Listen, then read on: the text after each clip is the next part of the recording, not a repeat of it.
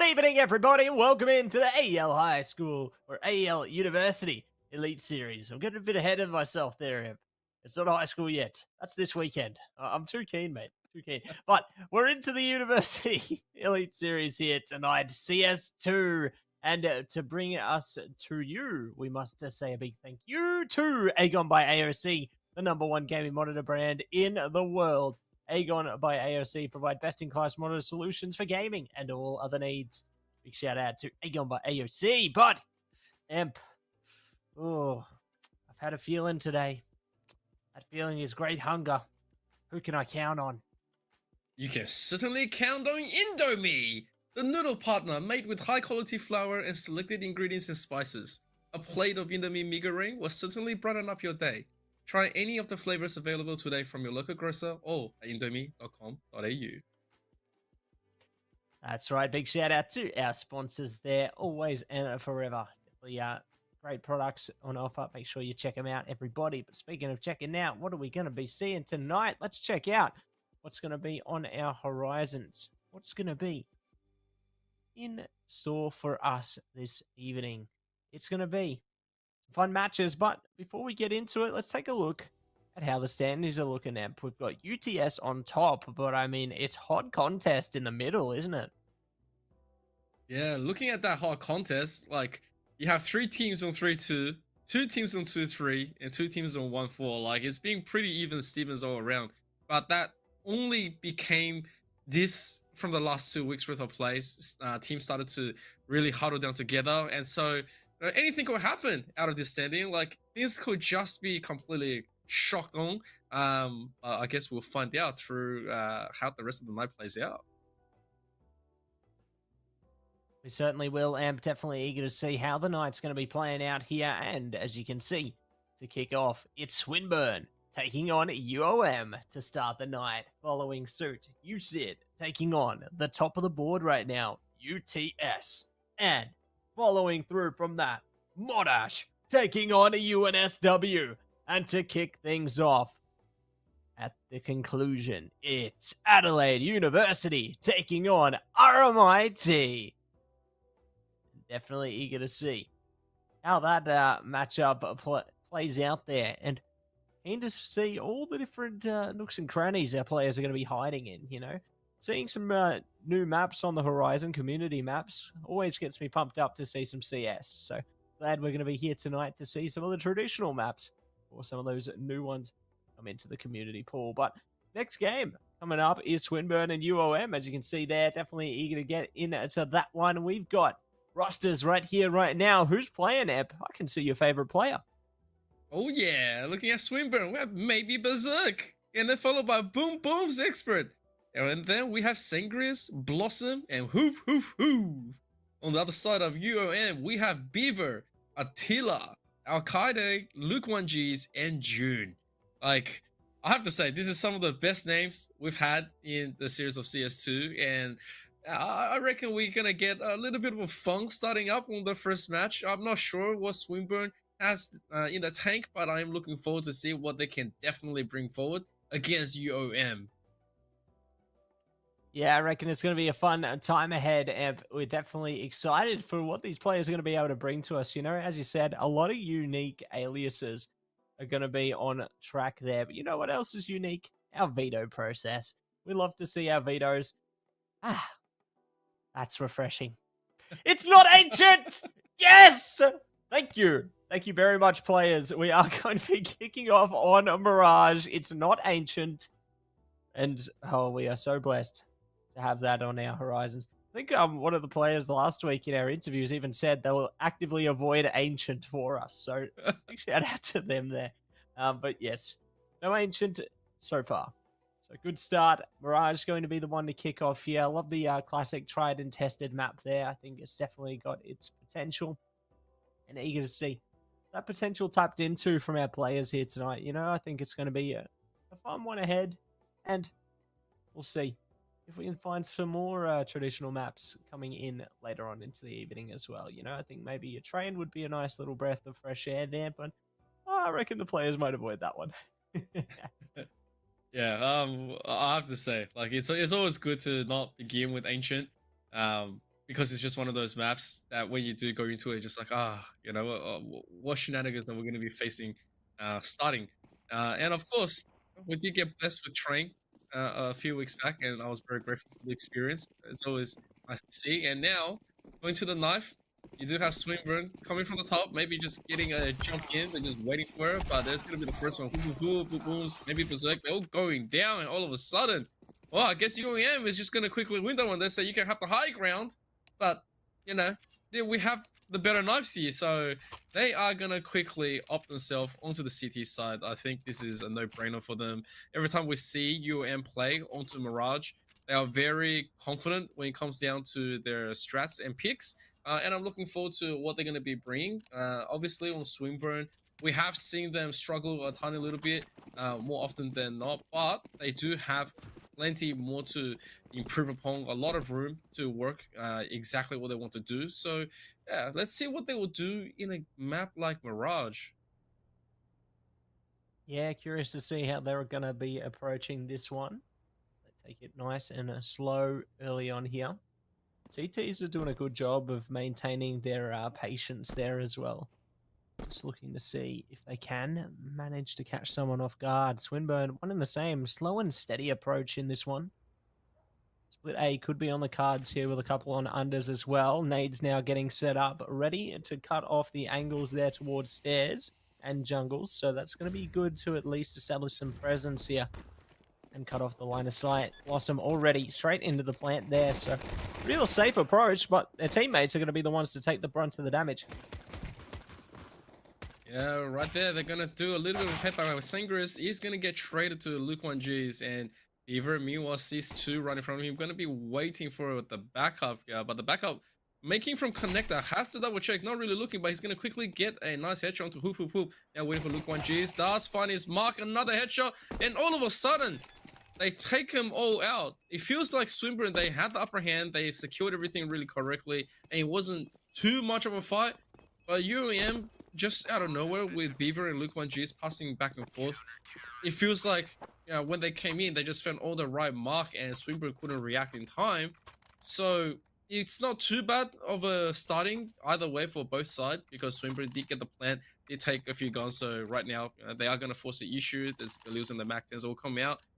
And UEM though, they are also going to be just fine in that regard. A scout does come through on Attila, and he's been one of the main snipers here. So let's see if he's already up to the task. Yeah, looking to pump themselves up here.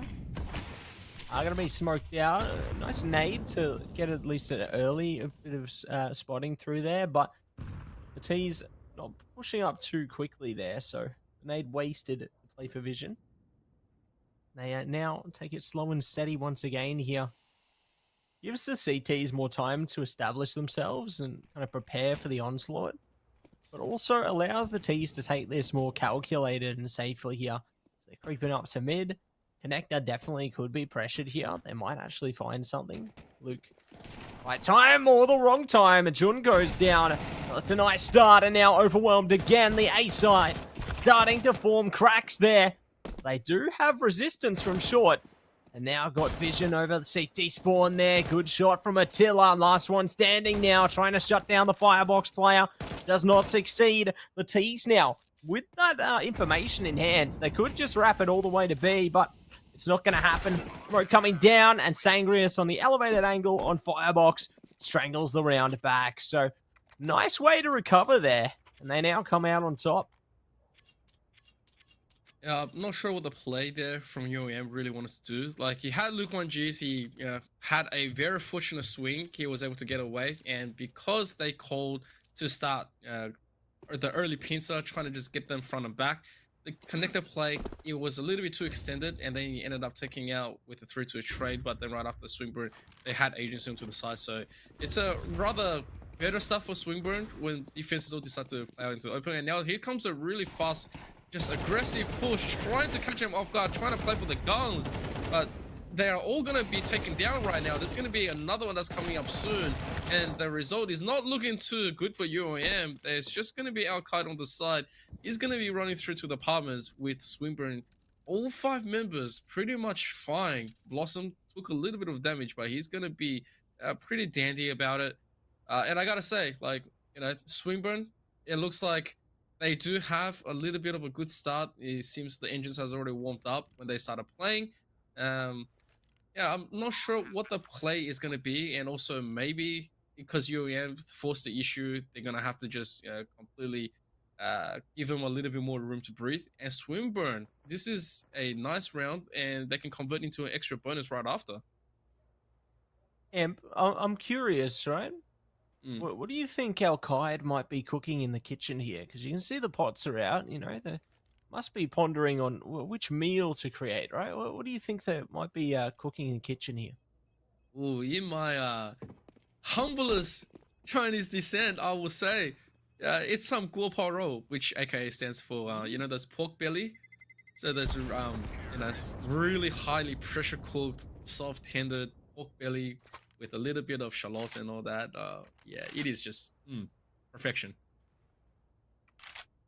Love to see it, and definitely eager to see if that's going to be the meal of choice there. Maybe it's a nade sandwich, maybe some chocolate chow. Who knows? Anything's possible there. Yeah, but let's get into round number 4 now. UOM going to be stuck out into the eco zone. Only pistols in hand. High presence over towards the A site this time, leaving B completely untouched. And this could actually play into their favor because the T's are going for a bit of split presence at the moment. Granted, if they do get a spot of elevated activity on that A site, they can easily wrap it over to B. They've already got maybe Berserk creeping up the apartments. So it's an easy choice if the need arises. And they've also got that bomb down just outside the T apartments there. So very good safety net here for Swinburne. All right, talking about that safety, you do see it's a very aggressive take right here. Beaver also taking tons of damage. He's pretty much stuck, and Hoof is going to quickly push through the smoke. Now they do know the general direction. The problem is they don't really have the firepower to go through, and there is going to be a little bit of a sneak and peekaboo right there being played. Although it's only going to be in an exchange, it's still not safe enough for them to go through to get a little bit more. Sangra's being taken out though. That's a different story. It means that it effectively reduces this, but Blossom comes out at the right place. That's spot out Al-Qaeda, and there is gonna be the nade to find out a little bit more. And as they wanted to go and grab the gun, Luke 1Gs was successful in achieving 1, but right after that, the bomb obviously is going to be secured all the way to B. There is going to be the final play as well. So for now, Luke 1Gs doesn't really need to be holding back onto it. Like, it's just going to be a Galil that he's holding, but more than anything else, like, if he does manage to take maybe boom booms with him, that will be the extra cake right there, because denying an AK is always going to be good. It's just a matter of opinion, right? This is the bonus for Swinburne. They are obviously going to be locked this one down. Luke 1G doesn't have really much of a chance to contest because he doesn't have a kit, and so he is just going to be relaxing all the way back. If he does find someone, that would be great. But yeah, Swinburne, 3, 2, 1. And lift off in a second. There we go. No, great to see. They have managed to take the scoreline 3-1 there, and will be elevating their confidence all the way through as well. But round number 5 coming in. UOM now going to be on Recovery Avenue here. Do have the full buy available. Attila on the AWP as well. Good utility coming out of the mix there, so it's all looking solid. Foundation for a good round ahead. We'll see if they are going to be able to spread their reach though and get some momentum back. The T's look to take a bit of presence in mid here. I like how we've got the catwalk smoke. They can hold that angle. I know the CTs are close now. See some shots, util coming through. They aren't giving themselves away as yet. It's just a real unseen battle, the invisible battle even with the utility right now. Just really creating these barriers with the smokes there and really just forcing the players back a little further. Good little chip of damage onto Hoof there, just holding outside a connector. So the CT's doing a good job to suppress, might even do a better job now, but Luke is in a bit of trouble now. Forced into the connector, does at least have the cover of the smoke to fall back there, but does take a ton of damage in consequence. Speaking of, trades already coming out left, right, and center up in the catwalk as well. It's all starting to pop off, Em. Oh boy, Attila didn't realize there was another player already jumped through the window, and just like that, he gets taken out. But does get taken out. There's gonna be a double. The bomb is now within control for UOM, and that's a rather tough one for Swinburne. So as they haven't locked out anything else, there is gonna be the miss right there. But doesn't matter. Blossom does connect it with a headshot. Now they only have to. Oh no, that's not the way. Blossom missing the nade. Got a little bit too overly excited, so now they have to pick Rawley, waiting, and Luke 1Gs was already here waiting, and they are gonna completely take that one away. 3 kills onto Luke 1Gs, where the rest of UOM was actually falling behind in the beginning, and Swinburne had that advantage, but because of this one player, he was able to take that connector play really, really well, and then he recovered the round, so they deny the ultimate bankrolling from Swinburne and bring this one back. So no AWP back onto Swinburne. They are ready to play this as much as they can. But all eyes upon Attila to see if he's got any pressure ready to go. See if they are going to be able to bring themselves up with that one. Pressure building. Could it be alleviated? But pressure now builds up straight onto short there. Good trade onto Beaver. Attila going to be able to bring it back, though, onto maybe Berserk and more, holding it down at the fort there from Van. And putting the fire into the apartments. They know one's trying to push through, but they will not be able to pull through on that one. Al-Qaeda luckily has their back, though, but they do land the strike in the end. So, Attila managing to get it done to the end there. Got a bit worried. Some shots went astray, but they do manage to save the day in the end. So, 3 for 3 now, all tied up. And the economy on Swinburne is going to be tied down in the eco zone. So, pistol time, man. Probably going for a bit of a rush here, maybe. They got 3 smokes. One already activated there. A grenade and a few bits of armor. So, curious to see which way they're going to take this one as they build up a decent little split there. A couple in the apartments, a couple outside mid, and one on a ramp there. So, just really waiting things out and ready to see when they roll out, just like the Autobots. Oh, Autobots, roll out! And there is going to be a little bit of a pop-up, I think, very soon. Right now, Swinburne is taking it a little bit slowly. They rather just try to play for maximum trade, as they are looking and perhaps hoping there's at least one player when it comes down to Nest, but unfortunately they're not going to get anything else. UOM is going to be sitting comfortably in the defense. Is going to eventually try to contest this one, but I'm not sure how that's going to go against him. Like, he might just get a better up note, but he's going to quickly back off. Sangris gets taken out by Luke 1Gs, and this is a bit of a dilemma, right? So you have the rest of the players, they're going to file in, and maybe, thank goodness, it's not going to be Al-Qaeda that's going to be watching to the B side, but Beaver definitely can have the advantage, but he's going to get taken now. Great shot to shut him down. It means that there is a gun that they can actually quickly take, and it quickly guarantees the bomb plant. Meanwhile, Attila is just going to slowly walk his way through. Gets taken out as well. And all of a sudden, a little bit of danger is going to come through for UOM. That's not what they were hoping for. Very expensive guns being dropped. Swinburne has already completed what they were meant to do. Luke 1Gs at least quickly takes out Blossom. And now waiting for Boom Booms. Man's just got a deagle, doesn't have anything else. And the round is going to be saved. What could have been disastrous, once again, turned down and denied by Luke 1Gs. Yeah, turned down and going to be elevated for UOM. They managed to get another round in the board there, albeit a rough one. And Swinburne going to be riding high on recovering their economy with that bomb plant there. Going to be looking solid heading into this next one. And we'll see how things go down heading into round number 8 now. A minute 50 on the clock. Both teams going to be to hold it back for the second. Attila, good setup, takes a bit of punishment and connector, but Luke, really well played there. Does manage to hold back, and we'll see what will come of this one. Shots come out. And now, maybe Berserk brings it up a notch. There is a little bit of of supremacy coming down into this one because both sides decided to just quickly test each other.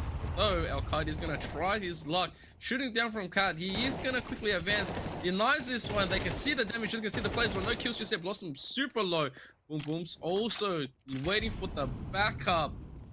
I'm not sure what else we can be looking at to this one, but yeah, that's a rather aggressive take if I saw one from UOM. Aggression coming through here, and we'll see if they are going to be able to keep it up. Nice shot from Al-Qaeda there, sliding through. Knows one's going to be on the side towards Firebox, trying to pop the head. Not going to be able to get it done yet. Takes it down a notch. Still there. Ooh, they've given away the other position now. Going to be holding ramp. Al-Qaeda ready to slide past at 30 seconds. No bomb planted, though. So really, Al-Qaeda doesn't have to contest like this, you know? As soon as they go for the bomb plant, though, that's when the real swings will be happening. But trying to get on site. Good night. Sangrias gets the upper hand and puts him in the sand. 4-4. Yeah, I don't know. I kind of feel sorry for UOM because they know they've done so much damage at mid, and they was like, all right, let's just go in, invest, and go for the denial. It might be the one that we were looking to roll, but it also backfired on them. So, you know, just like that, when you try to charge at your enemies, although they are low, because they are holding their position, it's always going to be a rough advantage for your opponents. And yeah, just like that, a big, perfectly good round being completely turned over by Swinburne. It's going to cost them a little bit. Although that AWP from Sangris, it was looking for the target, and it was a wide smoother for them to quickly go back. Luke Manchis is going to get failed out, and Attila joining him in that aspect as well. I think UAM right now, not too much to be contesting. They just have to do their diligence here and there, but that's not going to be rewarded as well, as all of them are being hunted and gunned down. Now up to Beaver. Beaver just utilizing that smoke, waiting for maybe perhaps a chance. If he gets, I don't know, anything out of it, that'll be great, but he knows that this round is pretty much gone. If he does get a shot onto Sangris, that will be the ultimate love that he can take out of this one, but his chances are very low in this aspect, and they roughly know what they have to do. Like, when you have everyone that's alive, the bomb's planted, you've only got a pistol, you're just trying to be that chill guy. The problem is, no matter how chill you're going to be, eventually you're just going to have to wall up and cry to yourself and say, all right, well, this is not my round. I tried, guys, and the round slips away. It's a good round for Swinburne as they were able to achieve maximum success. Yes, success achieved. And they will be able to take themselves into the lead again. So, good way to sway the momentum back and forward in this one. You know, both teams doing a pretty great job of holding on to pace here and keeping on a track. But we'll see who's going to be tracking ahead or tied up, heading towards the halfway point here. We dive into it. The economy a little bit staggered for UOM right now. We have at least a decent enough amount of util and stuff. But we'll see. They are going to be able to do now. CP's good aggressive hold at the moment. Just waiting patiently. Ollie comes out, pushing Jun out of place, but Jun's playing aggressive. Does get up in it, supported their teammate, trades it up, and gets the job done. So they are going to be caught by Sangrias though. Tight angle, and does strangle it back. 3v3 situation, and this round's heating up. Yeah, just when you thought you had enough to exchange, also get punished on the side, but Baby Berserk got a little bit too curious.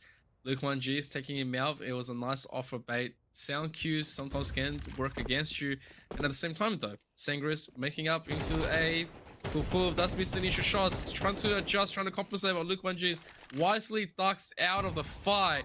He's still going to be naded. The bomb at least gets planted. Sangris jumps through confidently. Like him and Attila, they are both just ready to go. And now it's a battle between snipers, battle between who's going to be holding it. Sangris holding strong, takes down Beaver. And now there is the window. He knows there's at least one player right left with the AWP. He wants to fight. Meanwhile, it's just gonna be sitting there. He says, "I will give my life to the cause. Nothing is gonna sway me out of this side until maybe the last few seconds." As he is gonna satisfyly and yeah, just say, "Okay, job's done. Very nice." Attila, meanwhile, does save his AWP for the next round. They're gonna have to use everything they can to protect the president because UOM, they win these skirmishes in the early fights, but then right after, being punished is not what you want to be doing. Especially in a round where Swinburne on the T side has already completed their set, there's going to be the attack where they quickly discuss a few things, but UOM is going to be on that eco. Yeah, going to be stuck on the eco for the moment, so we'll see what they can play around with. Attila still having the AWP there. Good to bring that firepower into this next round. They can steal some weapons back with that one, and we'll see if they are going to be able to do it heading towards the last round of the half here. Swinburne, confident path ahead of them to potentially take the half in their favour, but we'll see what the round has in store for us as the pause does run its course. Freeze time going to be one in the same in just a moment here as we are going to get into round 11 now. Dive in. Let the show go on. It's heavy A presence coming out from the T's right now. 4 players focused up close by. One lurking about just outside of mid. Can easily slide back to the team through T-spawn there. But the CTs, big presence on ramp right now. Do actually get a kill here. T's pushing out of the apartments instead. Alice is where it all goes down. Yeah, but it's a nice little bit of aggressive push, but once you pushed out, now you don't have any utils to be contesting. You're just gonna have to wait and respect all that room. Beaver, though, with that picked up AK, he says, hang on a second. But Sengris is gonna quickly finish him off from the back. And yeah, I think, interestingly enough, UOM did enough damage in order to do the most that they can do, especially since all those 4 players are the ones with pistols and nothing else. So, you know, trading their lives away for 3 and denying those gun carryover, it's a good thing, right? It's not like the side of Swinburne is overly rich. After the bomb plant, they are going to be able to, you know, do a nice buy, but get second down here, right? It's pretty much going to be it. What am I talking? It's round 12. They're just going to have to ready to go. Now they have to deny. They have to try to deny as much as they can. I guess 5-7 would be the ultimate dream here for UOM. But for Swinburne, leave it rent free. That T side definitely doing tremendous amount of work at shutting out. Yeah, they're doing a pretty confident job there, Amp, and we'll see what else they are going to be able to bring into the mix here. Luke almost was eager to get out there, but Bieber is going to be the one to take the first shot here. They might even have another one in store. Sangria spotted there by the util. Bieber falls off, does get the right timing there. Still coming back now. Al-Qaeda, good to be traded out. Is Boom Booms, and more to follow. Bieber holding things down, cooking up a storm in this one. 2 players remain right now, one in the apartments and one up short, getting closer by the second. They have to work together here. They can't afford to go it alone. They have managed to zone one out, but still there's more around the corner. Beaver, good start, but not going to be furthered. Shots come out, and there it is. 5-7. The first half concludes, and Swinburne are up by 2. I think Swinburne will be happy with that one, because obviously when you lose the knife and go on T or Mirage, that doesn't matter how warmed up or how unwarmed up you are, it's always going to be a tough time for you to take the early advantage in the early rounds. And yeah, I think to everyone's surprise, Swinburne performing really well is now going to be the biggest fear factor, right? Because you want to lock as many games as you want, but this is the last opportunity to lock down your placings as well. UOM, meanwhile, onto the side. Down 2 rounds is not too bad because you win the pistol, you win the gun round, you know, you're pretty much home free. But more than anything else, I think UOM, because they were trying to play aggressive, especially like, I can see the direction in the mixes. The strategy definitely is starting to shine out more in terms of UOM. But the problem is when you get caught out, it still feels a little bit unpolished, and so they got punished for a little bit of an overextension, which is why we have this 2-round deficit. But yeah, I'm curious to see if their T side is even better than their CT side.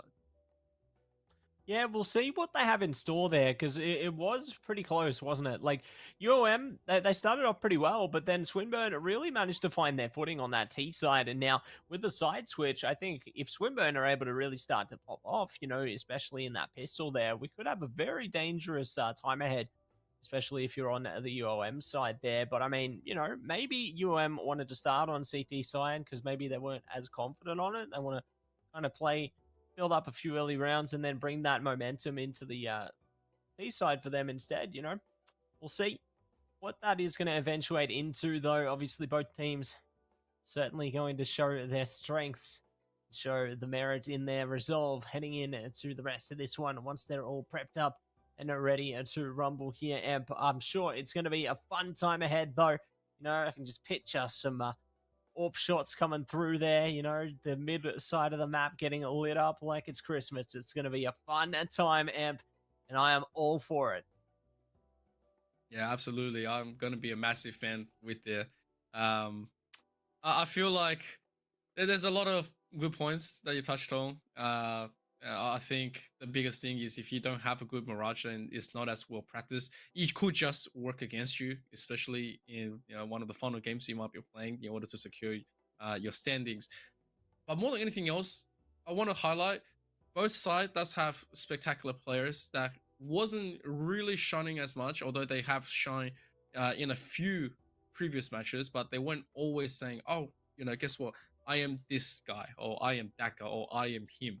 Right, but right now we definitely have that kind of contention because on the side of UAM you have Beaver, you have Attila, you have Luke 1Gs. These guys are very, very confident players, whether they're AWPing, whether they are just dueling it out. Especially Luke 1Gs, when it comes to mine, he's the one to save a few rounds to recover, especially since there was nothing that they really had to save for the rest in the losing position.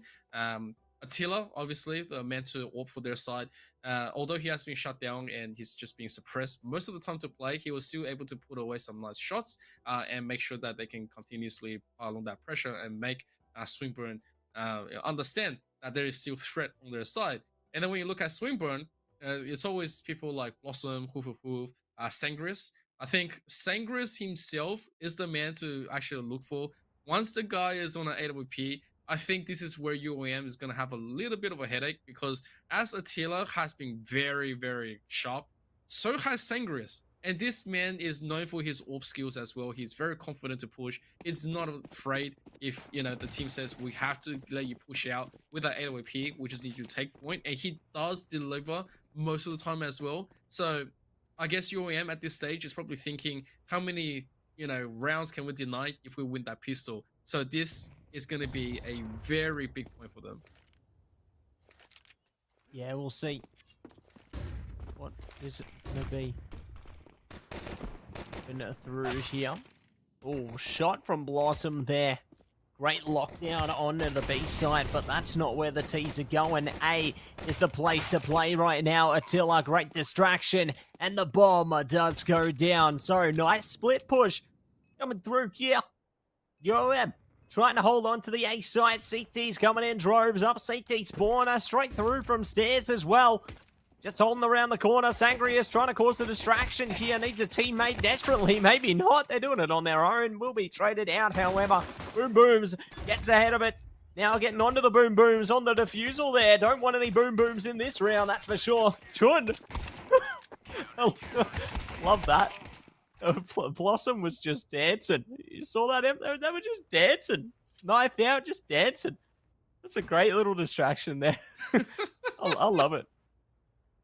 I think when one side says I'm gonna, just shoot, the other side says I'm gonna do the cha-cha, or they're doing a little bit of Guardians of the Galaxy. It's just like it's dance off, man. And yeah, it's a little bit of a stunner coming in from Swinburne. So UOM definitely probably kicking themselves once they are trying to force the issue once again to deny because they've already secured everything. Meanwhile, Al-Qaid does spell out the defender, maybe Berserk, does call Blossom at the same time. There is the mad distraction, meaning like he's the distraction right here. He's looking, he's trying to find it. Beaver gets taken out, though, that could be bad news, as Al-Qaid does show himself a little bit, jiggling through. Luke 1Gs doesn't get the tap he's looking for. Might just get a little bit more, but the damage is going to be done to him instead. Although he is very, very offensive with his footwork and ready to go at every duel, now comes the rest of the call. UOM said, all right, that's going to be enough. We've already lost Beaver in the beginning, so we're going to have to focus the rest of the guys through. Quickly makes it back from unders, and they're going to quickly make a push into B down. The problem is Blossom, and yeah, I think Blossom and maybe Berserk, they are both up here ready with the MP9. They can just spray and pray and instantly just unload the bullets, and that nade also finds heaps of value as well. So here comes the duel.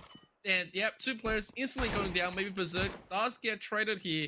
But at the same time, you know, there is nothing else that he can do as Sangris is already here. The response is great. They deny the plan, and UOM now down a ton of rounds, 9-5. Things are not working in their favor. And this is the one that they desperately need to recover. Absolutely. One they need to recover, and one that they need to bring into the mix here. Great view of the market there, Imp. You know, this shows where the battle could go down later into the round, and eager to see how it all goes down in this one as the smokes fly out in mid there. Al-Qaid, ooh, there's a gap in the smoke.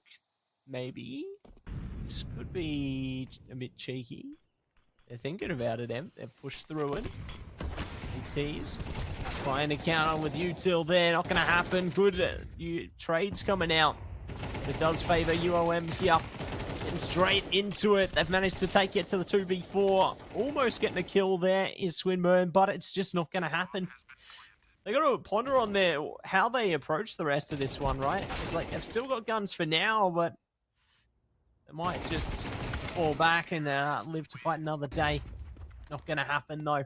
So UOM, really solid hold there. Really great they were able to put themselves into the mix there, and eager to see if they can carry this momentum a bit further forward into the next rounds ahead of us as well. But it's a good start, Emp. This is the nice shift that you like to see. Yeah, I think UOM will definitely welcome that one, especially since it was sort of a gamble coming through, being so aggressive to go for a ramp.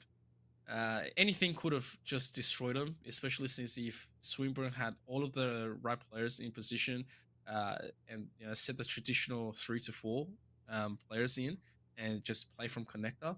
But at the same time, it did work out really well. The smokes definitely brought a ton of, I guess, cover for them. And at the same time, Swinburne didn't read it properly. So if they did read that round properly, in the way that they played, it could have been a rather different story. But right after, when you have MP9s against AKs, it's always going to be a rough time in terms of dueling power, and that's where UOM recognized what they have to do.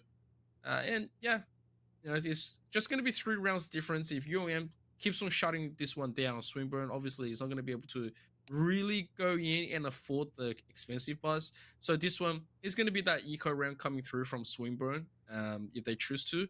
If they don't, right, obviously it means that the AWP is going to be denied for another 2 to 3 rounds, depending on how everything else goes through. And I'm not sure that's what Swinburne wants to do. So, yeah, I guess during this little bit of a pause, both sides get to just think about what the position is going to be, if anyone's taking through, like, how we're going to win. And we, get a little bit of a fresh view. Obviously, massive shout out to TwoTapTony Observer tonight for showing us the spikes, the cities, and to BK as well, showing us the skylines, the buildings, the architecture of Mirage. Yeah, big shout out to our observer or observers heading in with the different angles there. We'll love to see it, but we'll see how things go now that the pause has been unraveled. And let's see who's going to be taking control now into round 16 as we get out the gates here. Gonna hold things down. T's splitting up into the defaults there. They've got 3 towards mid, a couple in the T apartment. Potentially can wrap it back. through on this and maybe even onto the B side, but it looks like they are splitting B this time, pushing all the way up in, and will be able to take down one player, looking for more. Maybe Berserk hits the floor, so that's the side stolen. CT's probably just gonna save this one out, considering the state of their economy. You know, they've got not much money, but they do still have armor and weapons and a bit of util, so probably going to be sticking that one out to live to fight another day. But once again, good stuff from UOM. They're building themselves up here. Yeah, great little bit of distraction provided by UOM. I don't think there was too many people that they saw. It was very tight timing. UOM decided to just react and say, all right, you know, let's quickly get a smoke. If we do take some form of damage, or even if we have to give up, you know, 1 or 2 people for this, it should be fine. And they are going to be able to save all of this. Like, you know, all 5 guns, they get the objective, they take out 2 players. Swinburne also bought into it, which means that the AWP is still not going to be available.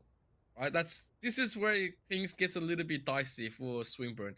Where UOM is finally picking up momentum, they are able to continuously roll long. This is the bonus. This is, you know, if they continuously win this, the AK is never going to come out. And if you do take one away, AWP is going to be on the other side. Now, Swinburne, lose this one. Obviously, the next one is going to be another just normal investment buy if they want to. But definitely not enough power in terms of guns. Blossom and Berserk just back on SPs. And I think at this stage, it's a matter of Swinburne just giving room and playing for that reaction. As you can see, boom booms on the side. He also made it back into T-spawn, and he's just quickly giving that information through. Al-Qaid is going to get taken down. It's a rather aggressive play right here, enacted by UOM once again. They didn't have all the momentum, and so they're giving that extra respect into Swinburne, which is a little bit of a funny choice.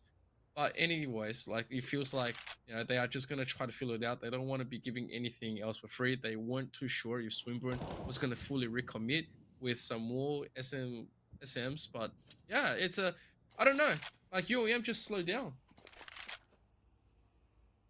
Yeah, not going to be able to really bring themselves up here. I think they're slowed down because they don't want to give away any more weapons to their enemies here. I respect it, but I mean, taking so much time could ultimately unravel the round for them. They're just hitting the 30-second mark. There we go. They're going to need a dramatic entrance and quick smart. Ooh, getting close. Sangria's not going to be able to get it this time, but they might just be able to get it the second time. Blossom chiming. Oh, no, the reload, Jordan. No. Not like this. Attila trying to hold on to it, but it's just not happening. And what on earth was going on with that round, my man? I can't fathom it.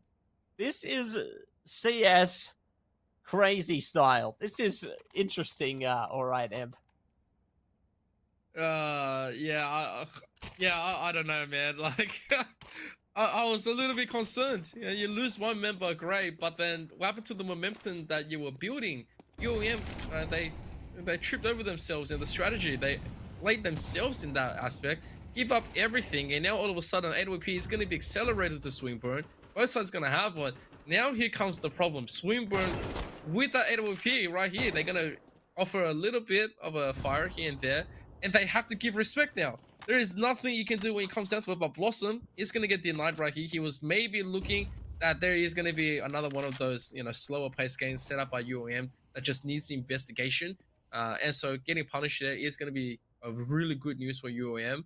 But the thing is, I'm not sure if they're going to use the time to their advantage. They are giving a ton of respect, trying to draw everyone else out from Swinburne. But Swinburne, they're happy for this one. Sangris, meanwhile, sitting back into the market like he is just waiting. He knows there is at least one play just in case. But right after that, even if you do go back, you do play through connector. This is a very big gamble here. Boom Boom's in a great position, and if they do recover, he can offer a ton of damage. Now waiting for the jungle, waiting for everything else. He's just gonna line the first one up. He gets denied with the second one. There is gonna be the drop.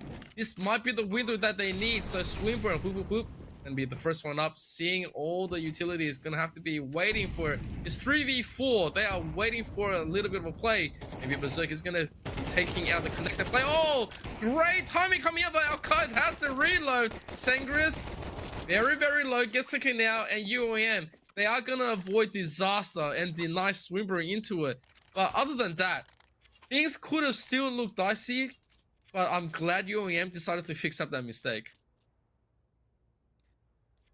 Yeah, glad that they managed to find ways to form reparations there. Otherwise, we could have had Swinburne one step closer here. But now UOM are going to be tiptoeing one step closer themselves, looking to delve in. Al-Qaeda holds back. Ooh, nice fadeaway shot there. Gets caught by the flash, and good night. That's going to be a overwhelming approach. So they trade a player for the gun, but in consequence, UOM get onto the B side. So they're going to be happy with that one. Looking to push out some util there. And we'll see if the CTs are going to be able to take this one forward. As round 19 almost progresses through to its conclusion here. The bomb ticking away. CT's probably just going to have to play for exits at this point. This could be a rather ugly exit as well. Like, they've got both sides ready to go. And, well, I guess UOM, they are going to be reading into this. Quickly makes it into CT spawn. And there is going to be the noise here. So, like, you know, I guess there's not going to be too much of a confrontation where, you know, if he gets wrong. But maybe Berserk did get taken out by June. And that's pretty much it. They give up 2 kills, they take an AK, lose the bomb, but they are still up 1 round. Swinburne is just trying to maximize their economy when it comes down to it. I do feel for them. Sangris gets gifted. There's the AWP. He goes, yes, this is exactly what I need. But one big surprise is how Swinburne, they finally got their economy back into shape. Sangris was being denied continuously and not able to play that AWP to what he wants to do. So the utility also not clearing away the smoke is going to mean that there's no vision into this mid. And so Blossom is going to have a little bit of danger close. Instant aggression by Al-Qaeda, and now maybe Berserk is trying his best to stay alive. He is going to make it through with the cover. Spots one out, but Luke 1Gs was already waiting for him. This B execution is rather clean coming from UOM. As they lock down the side, smoke and flames come through to the market. They are completely denied without vision and without any other information as Swinburne. They just have to give it up. That's rather unfortunate. Yeah, it's a series of unfortunate events there, and we'll see what we are going to be finding on the way through into the next few rounds here, because UOM, their efforts have paid off. Their T side has been a good time ahead indeed. But speaking of good times ahead, Sangrius does find a kill back. The exit's working wonders. Ooh, Sangrius almost getting shot out, as a matter of fact. See if they are going to get caught. No, nope, not today. 10 for 10. So, UOM push on. Swinburne struggling in this one. And it's getting dicey, you know, even Stevens. This is where the game really gets played. And I think Swinburne have realized it's time to hunker down and lock into this one. Tactical timeout coming through there. And it gives them a bit of time to discuss and reflect on what's ahead of them. But we'll see what's going to come of this one. Yeah, a little bit of discussion probably needs to be had over here on the side of Swinburne. They were up 4 rounds at one stage, looking mightily fine, pulling ahead and with advantage on the early start on the CT side as well. But just like what we discussed before, right? Depending on how UM is going to be starting, you mentioned that, you know, they might not have the greatest CT side, so they decided to opt into that. And it does show their T side is very strong. Coming down, the B execution has been probably the rather cleanest one out of them. They did execute heavily with aggressive ace. Some of the things which could have been dicey has been rewarded as well. And Swinburne having a tough time trying to defend this aggression and not able to deny them. The wallet on UOM is starting to look a little bit heavy. They are getting bomb plants one after another, and then given the grace of saving their guns as well to the next round is the biggest bonus of them all. Even though CTs are able to, you know, keep away just some of the more expensive guns. But right after that, you know, it's the same for your opponent, as there is going to be the push. Blossom gets taken out. Look at all the smokes. They are just all set up. They find boom booms as well. They are going to be able to lock down this A. Sangris gets taken down. Not much of a fight from Boop as well. And it's just all of them down. This is a really clean team fight. All 5 gets taken down methodically. No one goes down. Bomb plant. Oh, it is ching ching ching time for UOM. Yeah, they're making all the money, aren't they? Going to be able to get all the money in all of the rounds. We'll see if they are going to be able to take this one to map a point here. As we push up into the round ahead of us.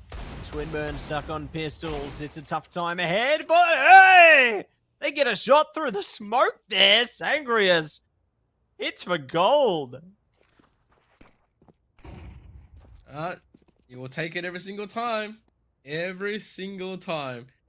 Here, right now, this is going to be one of those important questions. What's going to happen? Beaver, meanwhile, is going to quickly try to force this one out. They are going to find maybe Berserk. There's going to be the trade. Al-Qaeda is gone. That nade finds great value. There's the swing. That's not enough just yet, as they are looking to do a little bit more. Blossom takes a nice headshot. Puts Attila out of here. And all of a sudden, he's got an AWP waiting for Beaver. He's going to quickly jiggle out. Beaver, what's going to happen? He gets taken down. What is happening? A round Swinburne had nothing to do with. Gets completely opened up. They run away with an AK and an AWP. No bomb plant, says Swinburne. And I guess they will just take it. UOM completely caught off guard. Losing a round where they should have won. Now is probably going to be leaving to scratch their head. Who is going to be the first one up to that 12 and threatening that map? The ball is in anyone's court in this one. And we'll see what is going to be going on now. 11-11. Someone's wish has to come true here. They are going to slowly but surely tread their way through mid now. Sangrius ready in connector for anyone to slip by them. We'll see who's going to be the first to strike here. Beaver taking a bit of damage. Sangrius flashed out, peeks back, doesn't get the shot, but knows they're there. Puts a bit of fire between them, delay the approach. See if they can reposition. Sangrius, there we go. Repositioning works wonders. Get a flash through again. See if they can stall them out a little longer. And they're definitely playing this one very slow, cautious, and calculated. Well, you do want to be like that, especially since you're going to be the first one up. Now taking that advantage with one layer up. It's always a good thing, but Boom Boom's got a little bit too curious, playing for that greedy information, gets punished onto the T-spawn. This could be a rather disastrous thing, as Swinburne was desperate for more information to see how they can turn around. 30 seconds left onto the clock. And UOM is making the play for A. Sangris is here already with an AWP ready to go. There's the swing waiting for the smokes, but the early fire is going to favor them. Luke One just gets taken down. Cool to the side, looking for the backup, but not enough. Sangris also gets sniped. Now after maybe Berserk and Blossom, they have to play for this. They have to try. But Attila already denies that one. And through the smoke comes Blossom. Bravely trying to line this up. He gets 2. The transfer was great, but not enough for the final one. That could have been the heart rob right here. But all of a sudden, UOM is going to correct themselves. And they are going to threaten this match point. They only have 1 to do it all. Or we can go to our OT. Oh my gosh. It's definitely rising up here, Amp. Will we see an OT? Will we see the game reach its conclusion? It all comes down to this. Swinburne taking a last moment tactical timeout here. They need to try and figure a way out of this one. It is certainly a vicious endeavor ahead, but not an impossible one. See if they can manage to reclaim a round here and keep this game going, or see if they will fall down and reach their demise, as we have our eyes on the prize in round 24 now. Open the gates, it's time to go. And we get straight in to what could be the final round. All right, here we go. Round number 24, going all the way. Swinburne does everything that they can. Scrap through with the guns. Poop outside. Spots them all, but dies in the sea of flames. Sangris was fortunate enough to take one back. There is the Natal, maybe Berserk, but there is Luke 1G's pushing forward. They are looking. June gets taken out, but he's on the flank. He takes one. Quickly puts that one out, but Sangris identifies the guns, and they say, no worries. And here comes the jump. There is going to be the trade. Attila, 1 on 2. Here's the snipe. Needs to shine. He's not letting it rip just yet. He's scanning, but the smoke is working against him. He's quickly going to park himself right here. Might just get a line up. Oh, no, he doesn't. And we are going to go to OT, where no one has given up just yet. It's a little bit crazy right now as we have all of this, but definitely look at the two players. Blossom and Luke 1G's 23 kills next to their name, followed by 20 on Sangris. They're all trying to do the impossible, but no one has let up just yet. No one has let up. No one is giving up on this one. We are going to be going all the way here. Amp OT, number 1 of how many? Who knows? We'll find out, though. Getting into this one now. The smoke's come out on the default there into the window. We'll see who's going to be able to find control. Nice push up from Sangrias, holding back from short here. Does find one, traded back to AEL kind there. Maybe another aggressive push could work to their favor. Hoof, gets one. Attila strikes back. So it's just 1 for 1 for 1 for 1. Blossom does crumble as well. So now 3 versus 2 here. Swinburne doing their best to hold on. No bombs going down yet, but they are swiftly rotating around to engulf the A side. Alright, there's a little bit of a nade. Maybe Berserk does find Attila, and Beaver is rather low into this one. The bomb didn't go down after all that. It was just going to be a quick execution. Swinburne does defend and buy some more time to reposition. Now comes the interesting question. As they are smoking this one out, they are throwing a screen completely over. UOM is not sure how they can recover the bomb in this stage, especially with Beaver being so slow onto this one. But no, Sangrias gets taken out, and now Kite, he holds and clutches those double kill. It wasn't supposed to be, but out of nowhere, both players from Swinburne, I guess they just thought UOM was going to rotate and they were going to, like, you know, try to play into us. So they are definitely not going to be coming from that side. But just as we go through that, UOM says, well, I guess if you're going to be looking at the wrong way, I will have to first little bit of that. And that's exactly what they needed to lock that run away. A rather disastrous one from Swinburne. And once again, it's going to be UOM.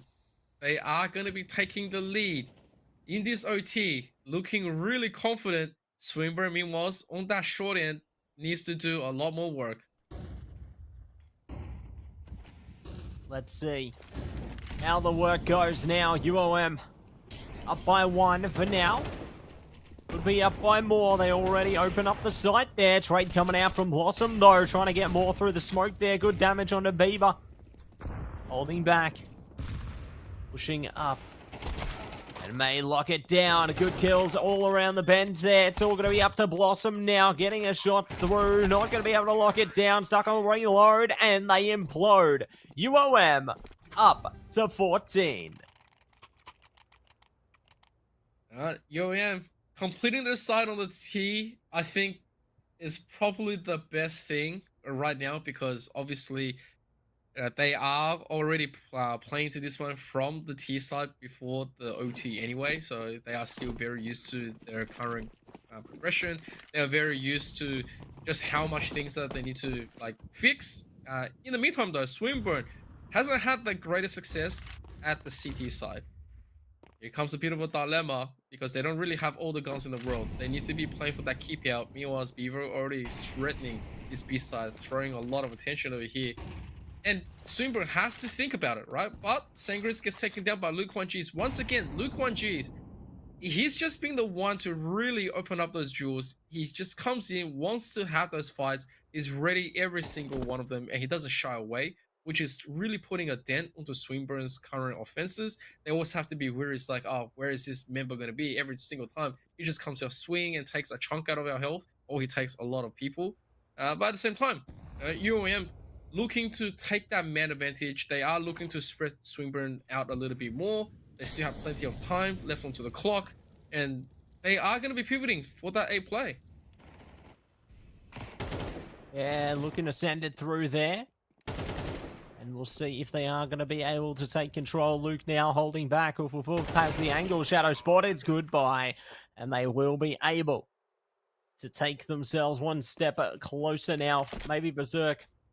Last player standing in the last round of the half there. So, will be clean swept in the first few rounds of OT there. UOM, all they need is to take one step closer. They will be able to take it here, but we'll see what a UOM can do now as we jump in to the second half of OT. UOM going to be on the CT side now, looking to see if they can glide ahead and take some control here. But Swinburne might have other plans now that the sides have flipped again. We'll see who will be able to find their stance. Take that stand on this one. It's a tough battle ahead, but the teams have it in them to take the W. Oh, Boom Booms gets taken out by Luke1G. It's a really aggressive push out. They say we're going to try to test the waters. Now it's 3v2. Blossom's a little bit low as well. But the thing is, there's two AWPs on the side of UOM. One shot each is exactly what they need. One on Beaver, one on Tilo, and they're both split up, one on each side. Yeah, and here comes the biggest dilemma out of them all. Swinburne, they're also split. So there's not too much that they can be dealing with, although Sangrius quickly makes it onto the side, drops down on cover of the smoke. It's going to be waiting, and he finds Attila. That's a huge kill, locking this one down. And now Luke1G's going to have to be waiting. They're setting this one up with Beaver. If they do deny the plant, that is all goes for Luke1G's. Meanwhile, the plant is not going to be denied. Very smartly put. And Luke1G's waiting, hunting, looking for the smoke to dissipate. First one being spotted by Sangrius. That spots the one on the plat. And he's looking to try to bait them back into it. But right now, not giving any room. Swinburne waiting for the utilities to also drop. They're going to deny Luke1G's. And there is going to be the miss as well. Sangrius holds that one with a triple kill in another round where Swinburne was not meant to win at all. They do win because of the one man, Sangrius, clearing the side up for the rest. We're able to clean the site up and keep the fight up. We'll see if they are going to be able to do just the same once again now as we jump in to another round of chaos. Swinburne holding back on mid so far. Decent split up. Waiting around the bend here, and we'll see if they are going to be able to activate one player on towards B. Maybe Berserk, good with the nade in hand, but no one's playing those close angles. They do have support from their teammates up towards the middle side of things as well, as they are going to be creeping up low and steady. No one gives them even a moment to gather themselves here. Oh, huge damage to Attila. Meanwhile, Al-Qaeda is just in the smoke waiting. He only gets the one though. Blossoms returns two, and out of nowhere, they are going to quickly reroute themselves. It is still 3-on-3, but the biggest factor right there is that this is that T advantage that they needed. They are going to spread UOM all the way up to cover the rest of the map. So 3 men, all they have to do is just pull off 2 smokes, and that's pretty much it. 1 at jungle, and maybe 1 just on platform, depending on how they want to be executing. But I think at this stage, Swinburne, if they just rush through with 3 people, that's going to be just it. Because Luke1G's is the one defender. His chances are a trigger discipline. He gets that first one because they already spotted him.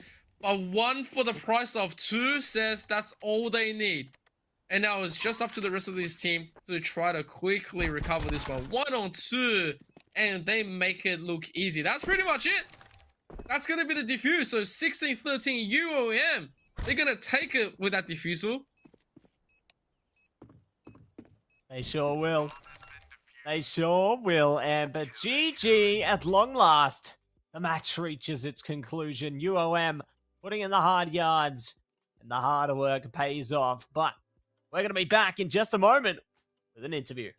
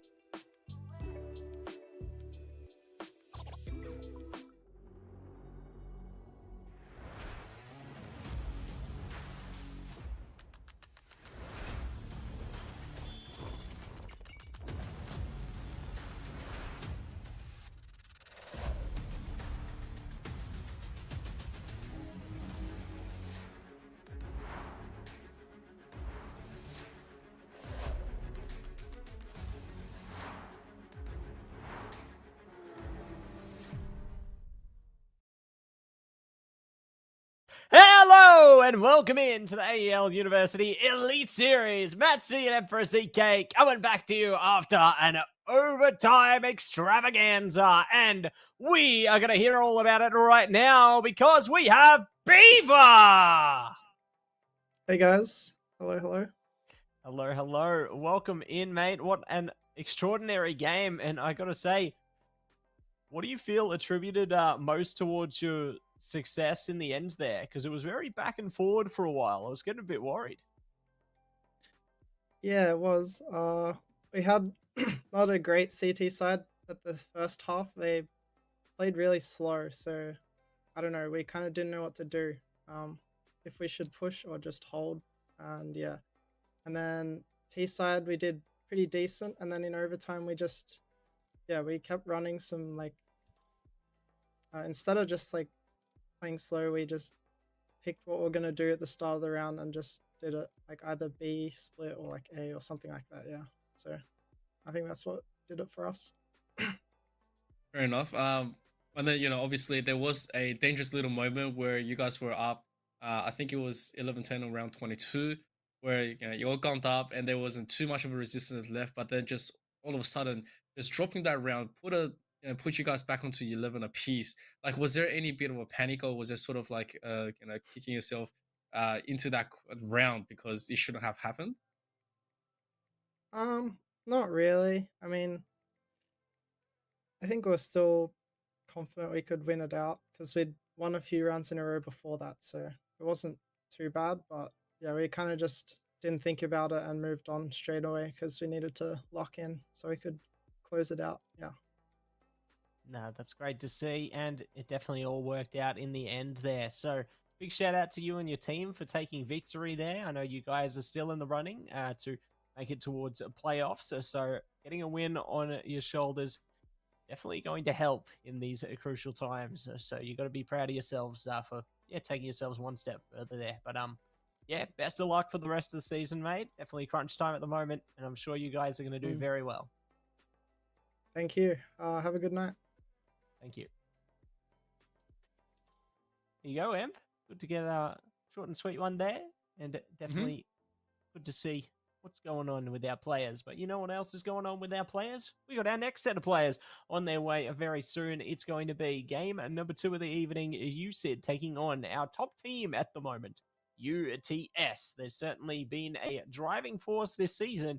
I'm curious to see who's going to be repping them tonight because, Emp, we have our rosters.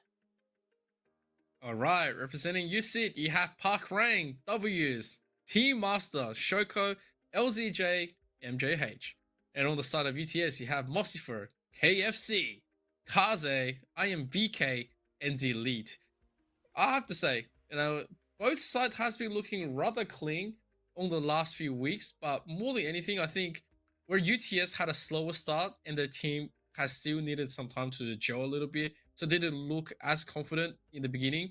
Now, definitely it's a different story. It's always going to be a great thing, but UCID was the one that came out looking definitely scary and threatening every other top teams out there, especially since they're very well skilled. They've only dropped 2 games, which isn't too bad at this stage, but it could have looked like they would have been contesting with UTS for that top spot as well. So it never come them out. And so I'm looking forward to see what they can bring to the table.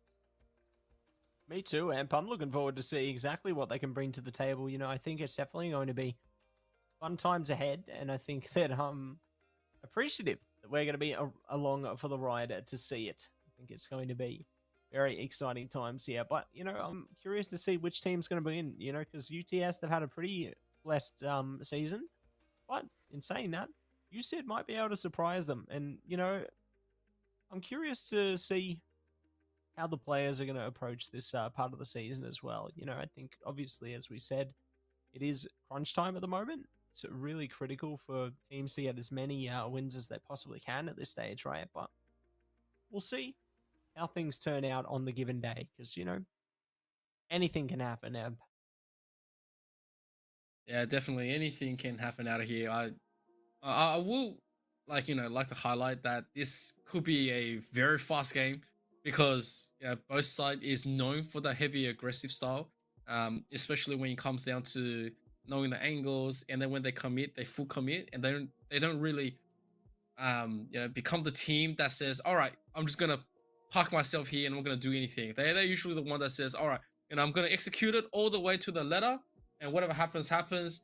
Some of the other times, they do obviously get punished for it, but at the same time, they are here because of that kind of aggression style. They both play rather good when it comes down. Like you see Park Rang, he holds down with the AWP. He's the one that executes most of the response when it comes down to on any CT side, and he makes the call of calling.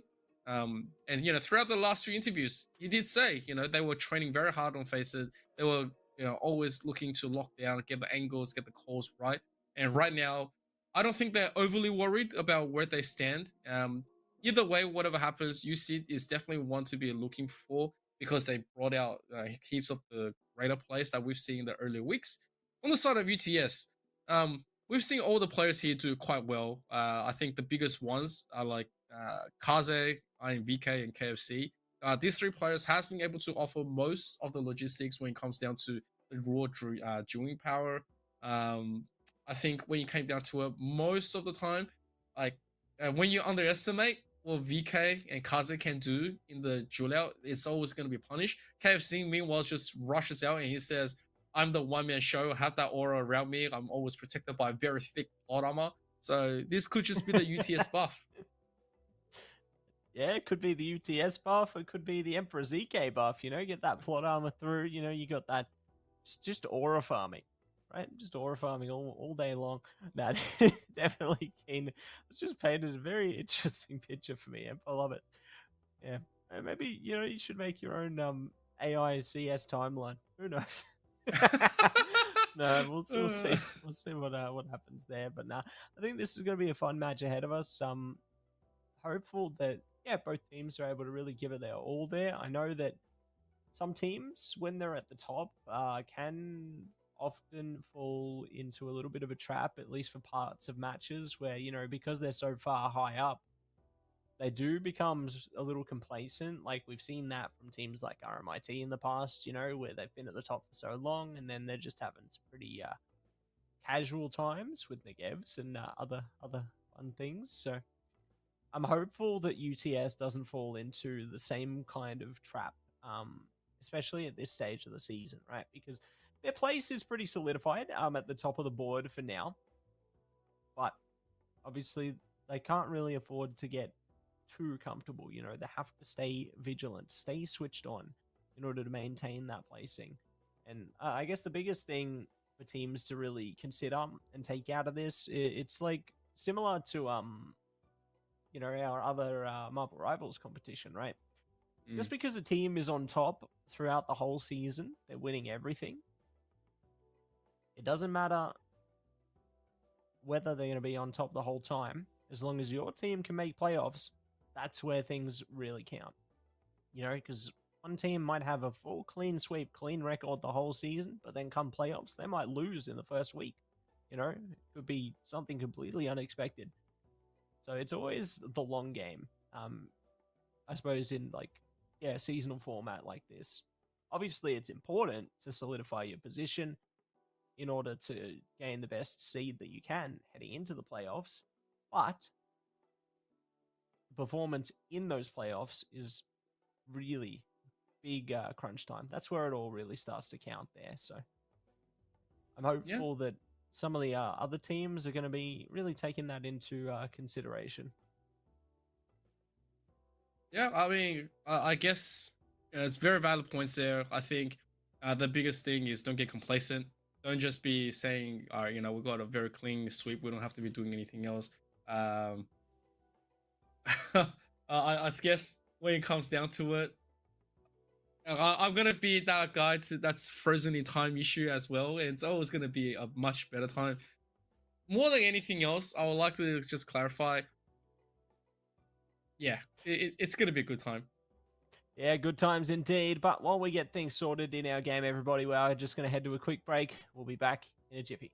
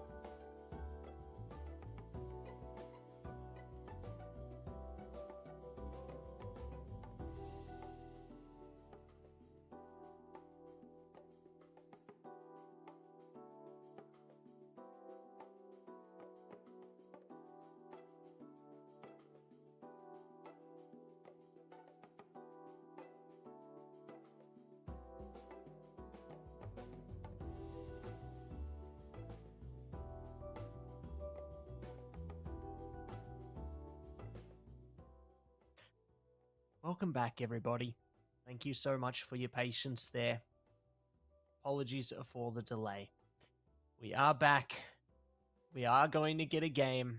It's happening. But we do appreciate your patience very, very much. We've been waiting alongside you here, but we are going to be getting a game. So, hooray! The game is going to be going on. But Ev, how do you feel about the game? You feeling excited? You pumped up? Tell me. Yeah, absolutely. Ready to go.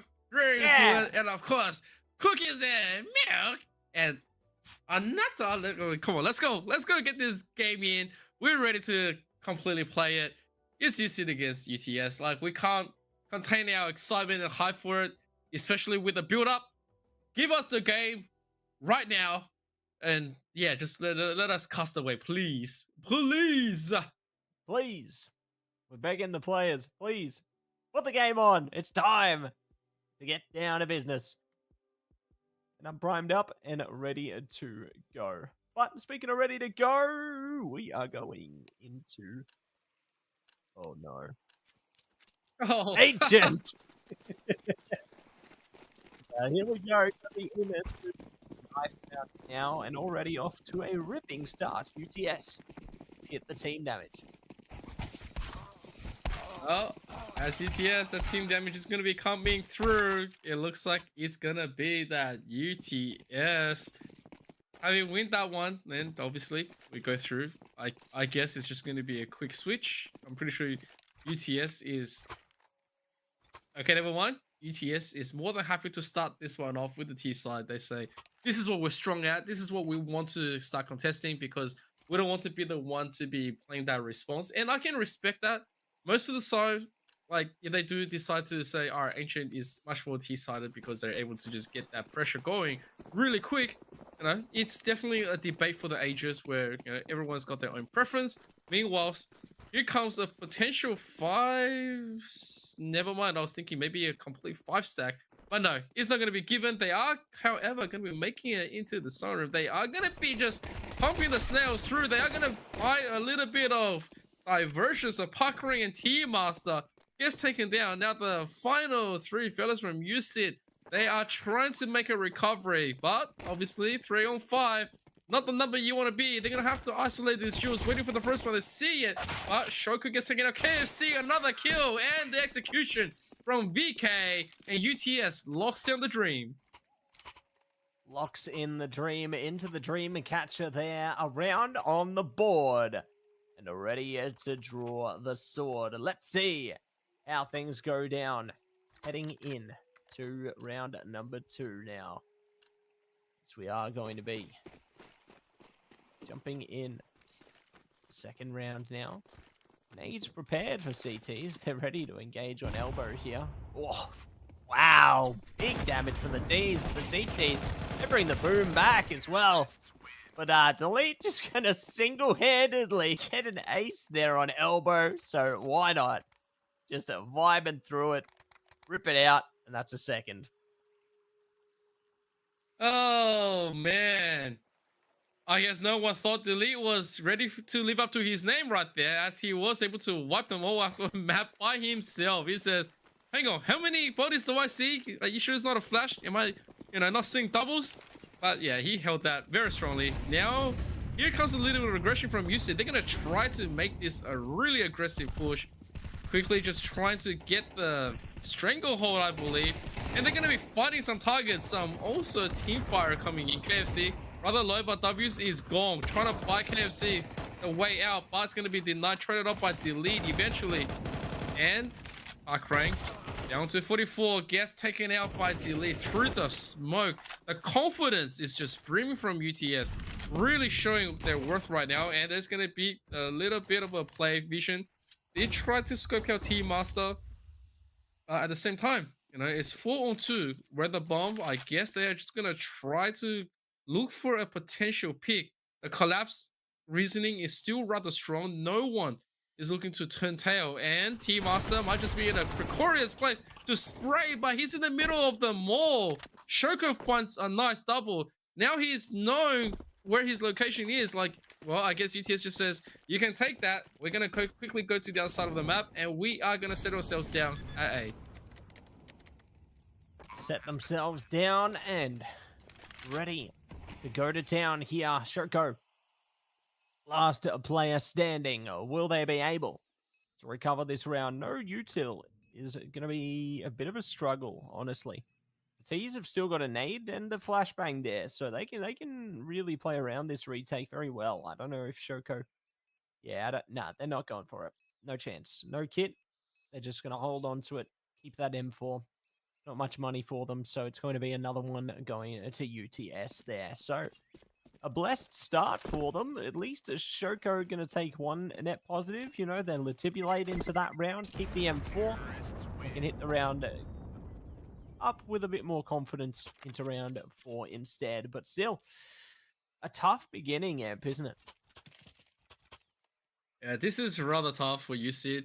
And of course, UTS being our unbreakable, unshaken team right now, it shouldn't be coming as a surprise that they're able to come here with a plan and ready to go with their strategies. Activating on our, well, I guess, our least favorite map of them all, they are making a showing. 3-0 is a very confident start. And UCIS, given the economy status, definitely not in the great books right now, as Mossifer does decide to burn a little bit. And a possible chance, KFC, meanwhile, just looking for the response. Does spot out the corner. Is going to completely just lock Park rank down. He was not going anywhere. W's, meanwhile, gets a very nice tap onto VK. Mossifer, meanwhile, gets taken down. The rush out is good from UCID. They are looking to be taking this one, but it's still 3v3. It's still a very good angle. Shoko, meanwhile, gets spotted, but he rushes out. KFC gets taken down. And right now, he's just up to vision. All of a sudden, we go from a 3v3 to 1v3. Dramatic change there, isn't it? And we'll see. They are going to be able to do here. They hold things down for a second longer now. Shots are coming out, and Shoko delivers. So, you said we'll be able to take control of their first there. Well played. And we'll see what else is going to be in store for this one. As you said, going to be good for it for the moment, but may have a bit more in store heading in to the rounds ahead. But speaking of rounds ahead, Amp, pause. We don't get to play on just yet. Just going to be looking to get back into this one very shortly. There we go. KFC's back, so no worries. It's all underway once again now. Should be getting the unpause through properly and should be ready to rumble. There we go. We got guns on their backs, so UTS are ready to strike back once again now. You said just as pumped up, just as confident to get into this next one, considering they got their first round win. You can tell they're going to be bringing this one in with more elevated spirits there. Looks like should be holding out a little longer here. Vision hopefully should be back online shortly here. So definitely just taking a moment to iron out the kinks, so to speak. But it's a good chance for both teams to reflect on how things are going as well. I think any typical way that you can be playing this is as much time as possible. You know, you get given the graces of that, you definitely will take it. But I think more than anything else, although we are having a little bit more of that discussion time, is UTS right now definitely running into a great little bit of a play. So it's a good thing, right? They definitely have all the things locked down properly. On the side of UCID, that last aggressive play was beautiful. It's what we're used to seeing because UCID, they love having the angles locked down correctly. And just one of those defenses was probably the call by Park Rank into the aggressive strategy. And he knows it, right? Once he activates one of these, is usually you don't see it happening on any other regular teams. Any other regular teams will probably say, all right, we're not going to be able to contest this, so we shouldn't be throwing that one out just normally. But fortunately enough, UCID has being able to make that work. This is one of the unique identifying traits that they do have that makes them stand out is on Ancient.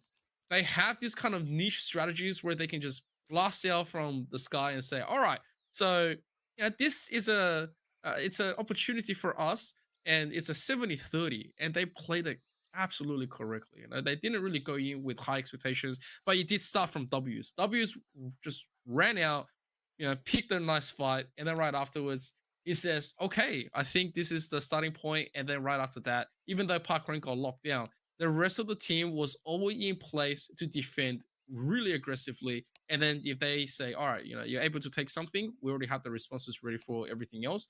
So yeah, I'm actually very curious as how this round is going to be playing out. Now that the timer has come back down, could go any way, right? UTS on a really good start. They weren't able to convert all too much more further. Vision is not going to be with a gun onto this one. At the same time, UCID could be some prime time for payback. Prime time and primed up, ready to go into round number 5. Let's dive headfirst into this one as UTS are going to be caught out. Not going to be able to push through elbow into mid just yet. Stalled out, they will wrap it back through T-spawn there. They've spotted one on ramp. Vision trying to take the D to rise high up, and they will rise to the occasion, but they aren't going to be able to get away unscathed. They'll take a significant chunk of... Ooh. Oh, okay, 3rd time's the charm. I see. Not again, surely. Wow. Blasting through the wall there, and they managed to get the stray shot with the wall bang. That's a blessed way to begin the round. And now they're going to be able to elevate their presence over to the side here. My gosh, Em. Yeah, I didn't think Team Master had that in his bingo card. And there's going to be a nice spread. W's and Mossifer both taking a chunk of damage, but no one has gone down just yet. Mossifer at least is going to give himself up for the cause. He is going to quickly try to maybe hold the point, given that he knows he's not going to be able to live through way too much more longer. The nade also going to come through. It's not going to find the finisher on him. He is just a little bit tinged and sizzled. His hair is probably standing. But yeah, the retake from UCID, as they are going to try to pop this one through. KFC is going to deny it. There's going to be the trade.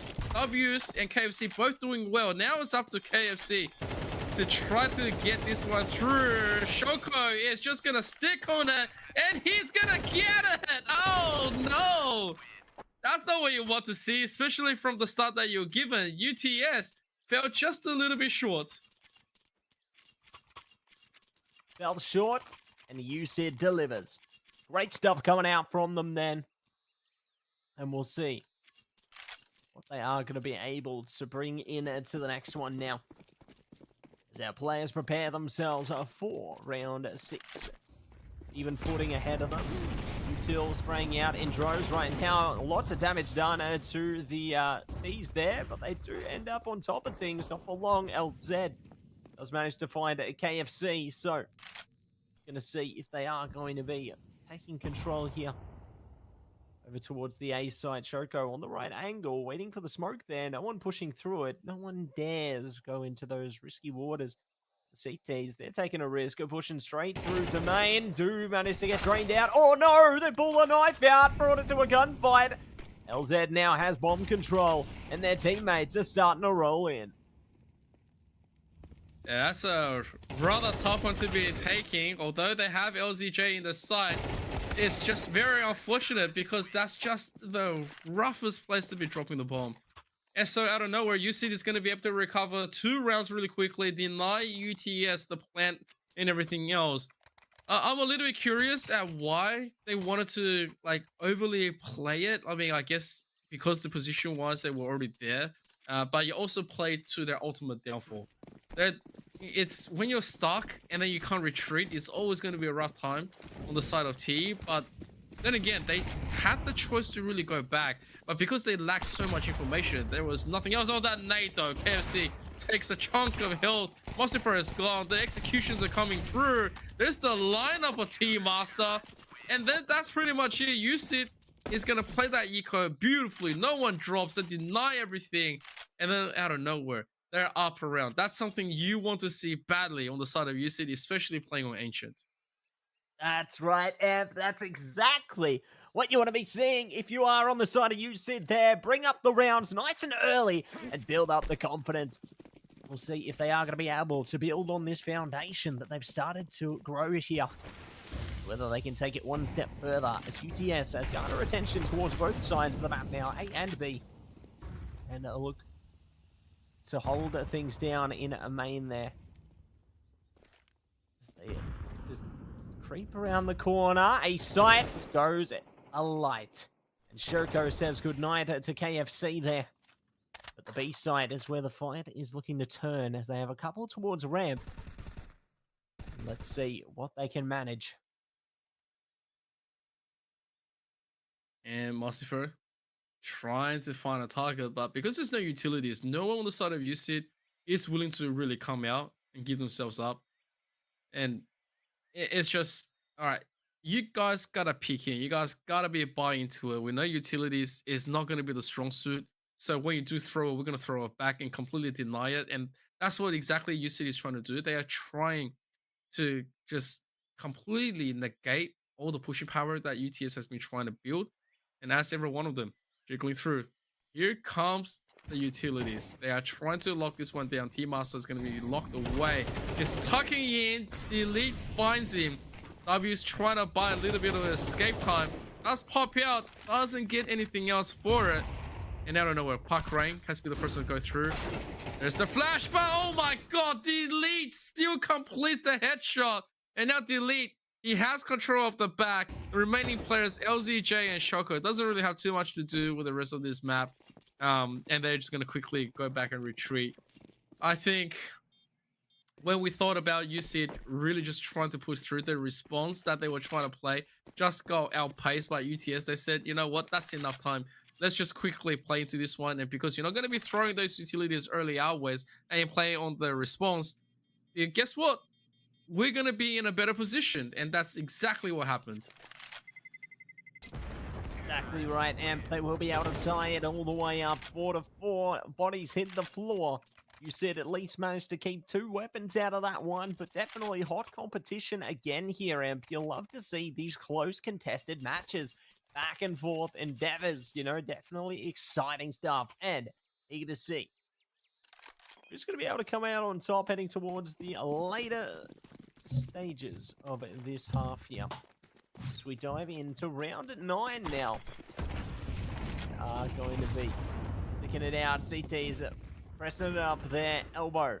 No one going to be waiting for them. We have UTS pressed up to engage the first, however. Might be able to get a more, but it is going to be Park Rain clawing it around the back there. Vision. Timing could be big here. Ooh, maybe. Can cut off those mid players, get the nade out as well. LZ in a bit of trouble, but do manage to fall back. Park Rain, one in the same, crawls through caves, so UTS not able to engage onto the site for free. And UCID making their presence known.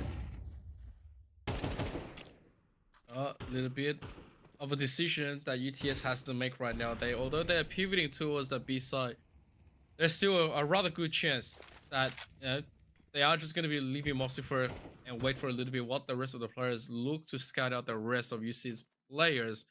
Now, the biggest dilemma is that they haven't cleared this mid just yet. WC is going to be the one sitting at trying to play this and Shoko onto the side. The biggest problem that they might encounter is that they might run into Shoko's AWP, and that could just be the play. But right after that, UC is going to give a little bit of a breathing room for the AEL. I guess they are going to get the site. Okay. So B side is going to be called here because there was just too much being given out. LZ is going to get taken out by the elite. Park Rain here, he's burning through the smoke and he's just going to completely be burnt to a crisp. Meanwhile, the plant is also going to be coming through. The rest of UTS doesn't have to do anything else now because UC allowed a little bit of investigation comes through. Although that could have been the great angle. W's only good for the one. Shoko now stuck in a 1-on-3, has the AWP. He sees one player, but he can't stick around. He has a kit, but you know what's a kit in an AWP in the face of 3 players in 3 different angles? The best you can do is maybe take one with you, and that's pretty much it. UTS running away with it, and they should be very, very happy as they are locking it down because we are having a neck and neck. Like in the beginning, it was all UTS, but don't count UTS UC out just yet. Yeah, don't count them out yet.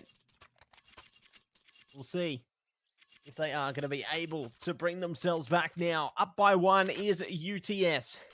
UCID. They got their chance here. We'll see if they are going to be blessing us with some dulcet tones from their guns. Heading in to this TAC timeout. Both teams looking to take a bit more time to just figure out how they want to approach the rest of this one. And we'll see what they can come up with in the think tank here. As round 10 is going to be a fun one indeed. You said still got a abundance of weapons, so looking good, but we'll see what they are going to be able to manage as the time now concludes and we look to bring things into perspective. It's time. All right. Time to see if the response and the save from UC is going to be worth it. UTS, meanwhile, they haven't really put a slope onto their play. They've been very aggressive onto the takes and sticking as much as they can. Mossifer takes a ton of damage. He takes himself out. And yeah, Delete follows right after. That's not what you want to be seeing. Vision Me was trying to walk through the smoke. Might just be walking through. Does not see anything else. Park Rain is going to be missing him as well. Vision, if he does spot this one now, he might get a few shots off if he doesn't want to back up. LCJ taking a little bit of damage. And Park Rain can just be looking to cover him. But LZ is going to get taken. It's a very unique position to be in. Park Rain is not going to be in place to execute and punish. But it is still 4v3. A very aggressive UTS. Did get a little bit more surprised. And Shoko surprises KFC as well. And right after that, W's onto the side. The angle is just beautiful. Bomb gets dropped at Donut. And it's just going to be Vision. He's going to walk through, finds T-Master. But he's on 2 health. And he's trying to do it all. He does get one. I tell you what, he will take that one. And afterwards, I guess there's no point for him to really save. I mean, they are able to re-afford it. If he does get another kill, that will just be amazing. And at the same time, he's slowly making his way to the side. If he does come through and he takes W's with him, that's going to be huge. That's going to be the worst situation possible. So he's going to walk through it. He's slowly searching, looking for the pop. And there he is, the denial Molly. Nice recognition coming in. That could have ended really badly for you, Sid.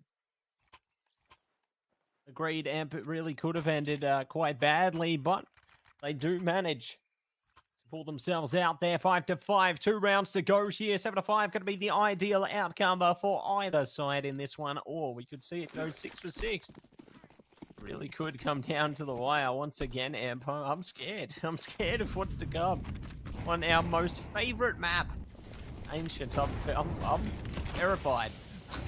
We'll see what's in the store for us as LZ goes down. Big damage on W's as well. Might just be able to break through, get some control out of this one. Timing good for W's though. Trade back and gets deleted by Delete. So good way to bring it up there. Park Rain caught in the corner as well. All going to be up to Shoko now. Low money, but high confidence. They do take away at least 1 kill here, putting out the util on site. They're ready to spill into this one. They don't care if they save their gun or not.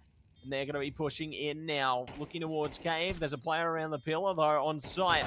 Ready to peek into it, and I am VK says goodnight. So, UTS take the 6th round, and we are on to the last.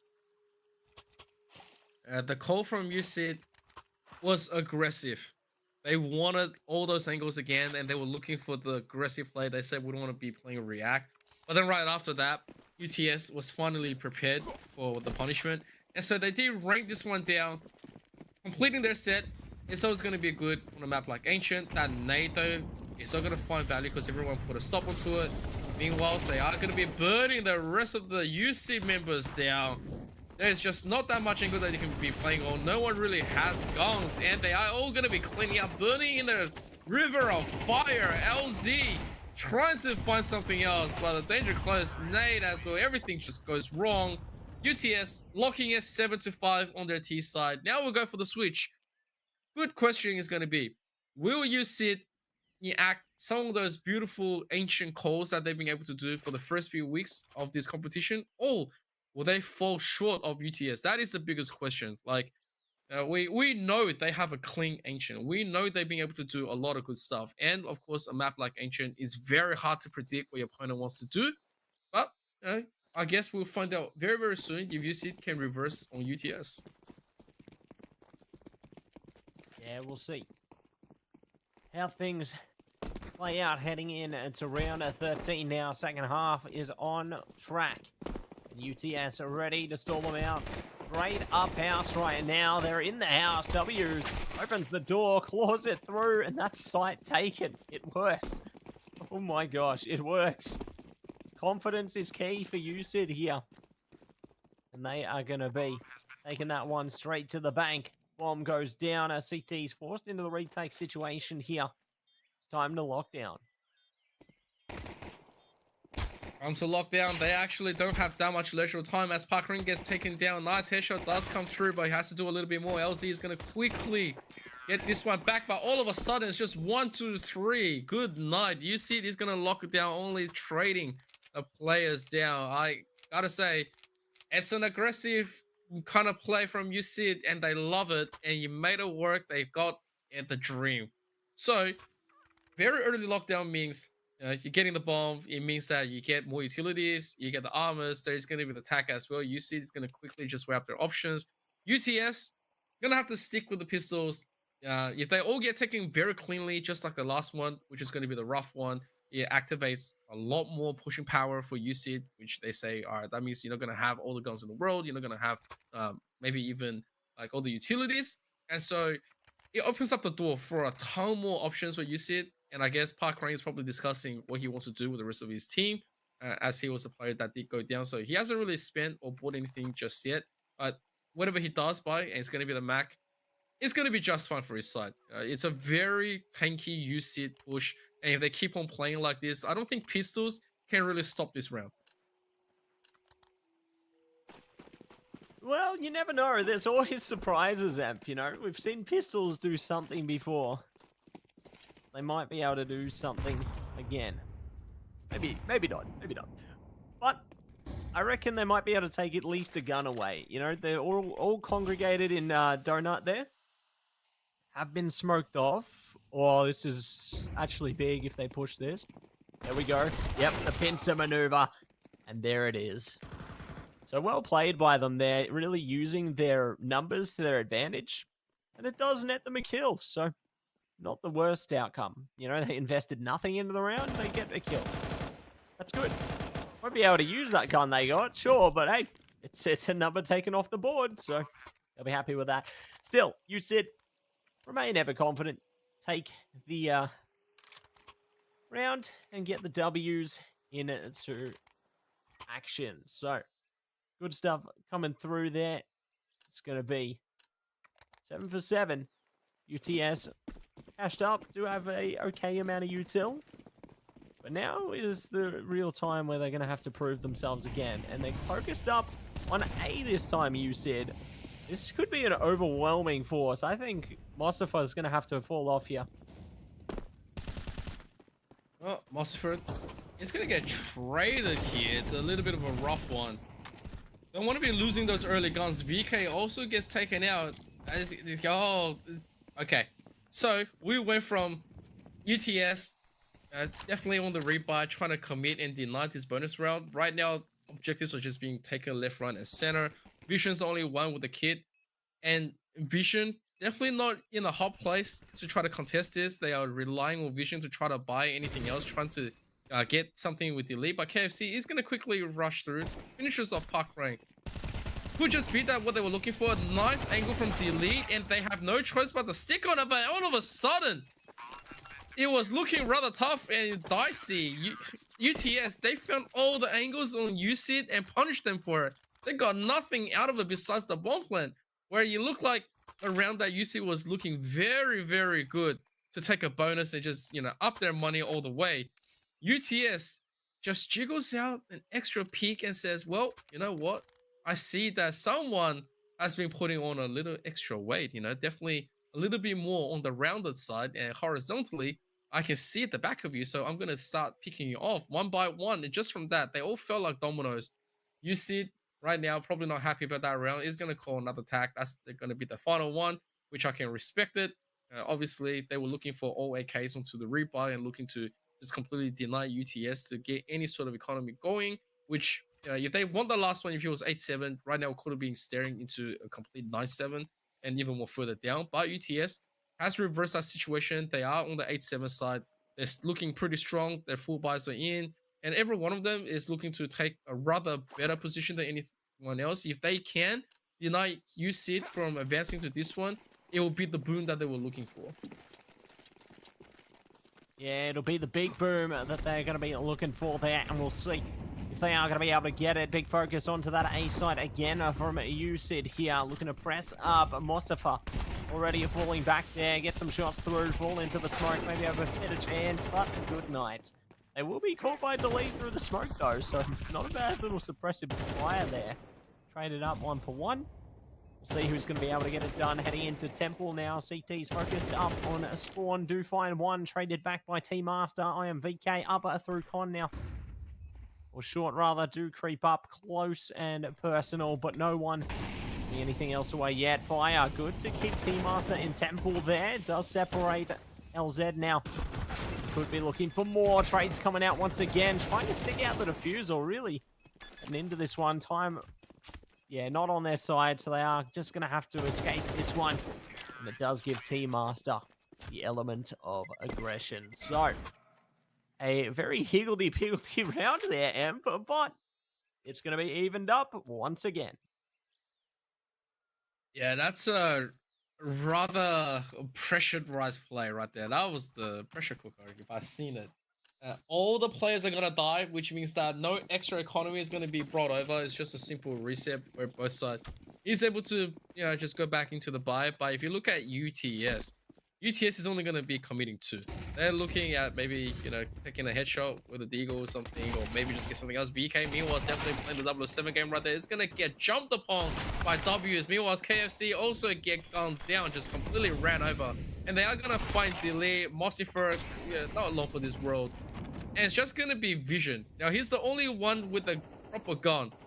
He'll probably be opting to keep it. I mean, there's no point right now. 1 on 5 with no info and nothing else. No utility plays.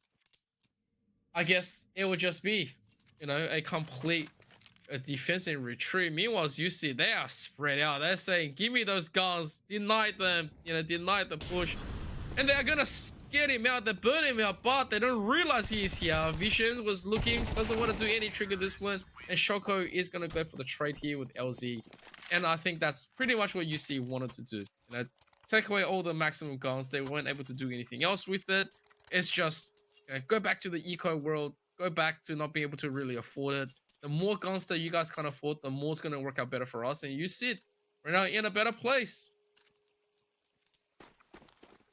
Yeah, 2 managed to bring themselves up a notch again. 8-9 now, feeling good about how they're going at the moment. And we'll see if they are going to be able to keep it up now. They take it slow and steady in at around 18 here. Primed up and ready for action. Let's see what they can do. Hold it steady a moment longer now. We said, get the drop on them.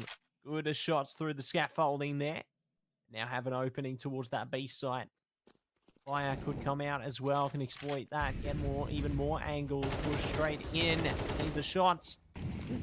The CTs are not within striking distance. I can see Vision really just trying to back it up with KFC. A little bit of wallbang shots. Let's go through to LZ. He's going to be feeling the sting, but he's going to be just fine as he walks it off. The rest of UTS, while they are having a great time defending at B, it's still a rather complicated area where they do find Vision. Now, W's, he doesn't have to care about it. If he loses his gun, that's not going to be a big deal. But if he can wipe any more further members and deny them, that's a different story. Meanwhile, utility is going to be really good on the side of UTS.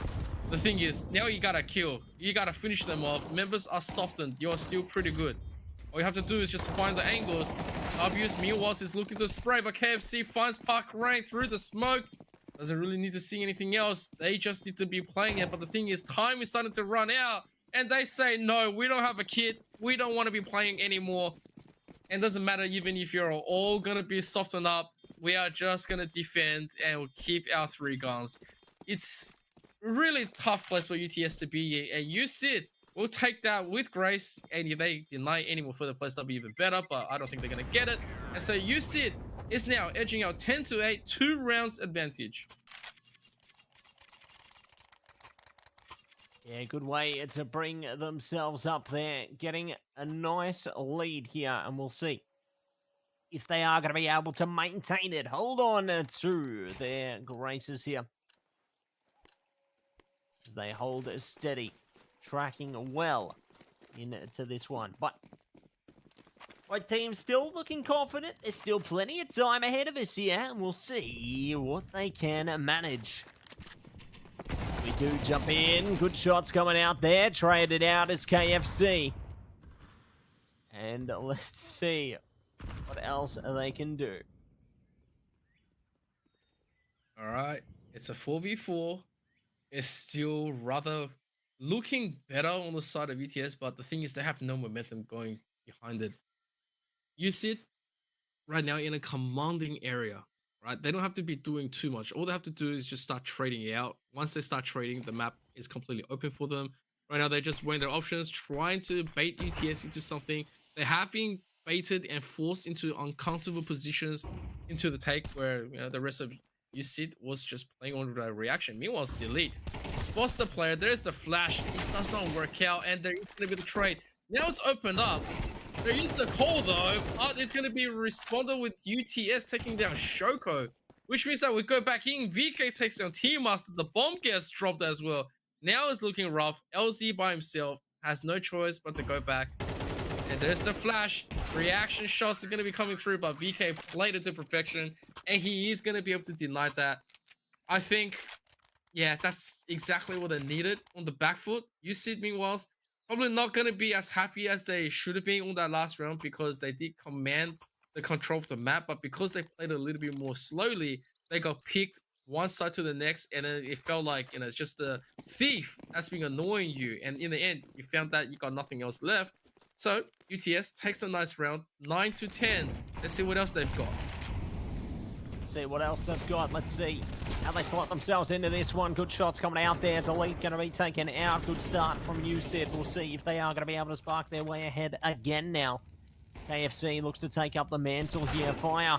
Ooh, doesn't go out quite yet. Shoko has a better angle. Strangles out another kill for their team. So, a decent way ahead. And we'll see if they are going to be able to get more from this. Boost up on the box as well. Really taking this one quite calculated. Ooh, bad timing there. Park Rain not able to get that kill out, so they trade information in the warfare here. And the T's, they have the option to swing it back, because one of their teammates is already creeping towards A instead. Alright, here we go. There is the W is looking for it, and he is going to be calling it. The rest of the team are going to make a mad dash through, be it they are going to also clear Donut. Realizes that they don't really have to clear anyone else. Mostly for making the right move to just get out of the way. They are going to leave LZ here, but LZ, he is going to be just splitting. Doesn't need to do anything else. Here comes the response. Mosifer has to be pushing this one through with vision. They don't really have too much of a choice. And as they are going to be locked completely away from it, they are just going to keep this one up. They say, you know what? We'd rather keep the 2 AKs in the M4. We know what you're doing and we can't stop you. So, it's exactly how you see it. LZ might be able to deny a gun if he chooses to do so, but I highly doubt he's going to be given that opportunity. Given the state of things, UTS not having the most stellar performance right now on the CT side, even though they did have a couple of good rounds, right now, it's just screaming that UC takes full control and they're able to have the options picked and without too much of resistance. And I think UC should be very happy with it. 11-9, they are still solidifying that 2 rounds advantage. UTS though, definitely falling behind. falling behind, and we'll see if they are going to be able to find their way through to more here. As they hold back a while longer. Round 21. You said on top for now. Will they be on top in the next one? And we'll see. As the damage already favors UTS in this one. Good battle of utility here, but can only last so long. Vision. Good suppressive fire there. Gives their teammates a bit of a chance to solidify their stance on mid as well as around the side there. And you said still pondering their options. Team Master, good timing, falling back. Bahrain, bait and switch into that one. So a good one-for-one trade-off. And the attacks now begin. A little bit of attack does come through. A little bit of trade. It's going to be good. KFC picking up 2. And it's a huge one right here. Oh, barely gets caught away. Park Rain was looking for the revenge. And there is going to be the flash. Park Rain, he doesn't care. He just wants to go in. He wants to find this revenge. KFC, he doesn't have too much of a health. He's going to be looking to clean up Park Rain. The denial on that bomb is strong. And KFC realizing that this unique situation has completely saved this round. UTS looking prime to just completely bait UC into oblivion. And now Team Master swings out. No one gets a shot on him. I guess when KFC decides to finally play, he is really playing, and UTS takes a massive round where they were looking a little bit more rough. I guess, you know, that defensive aggressive stance is going to just work out for them, and it pays full dividends. As you see now, it's a little bit of denial, so it's a mixed buy. Let's see what they got. Yeah, let's see what they've got.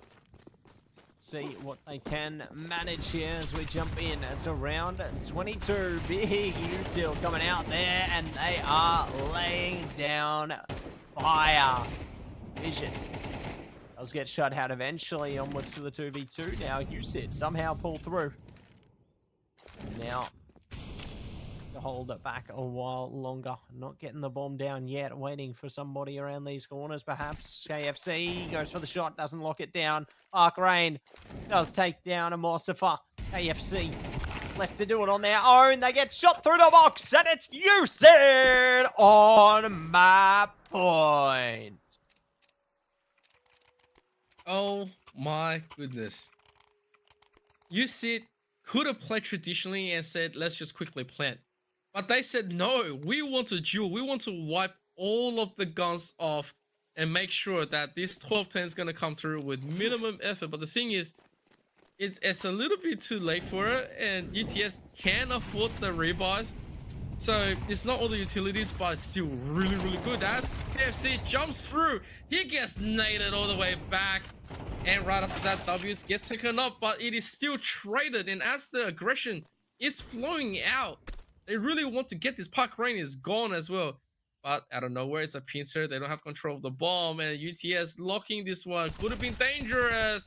But they say we love danger. And Mossifer cleans it up out of nowhere. UTS, they are still playing. They are still holding. And USID, they have one more to do it all. And let's see if they have it with not all the guns in the world, because the economy definitely in the bin.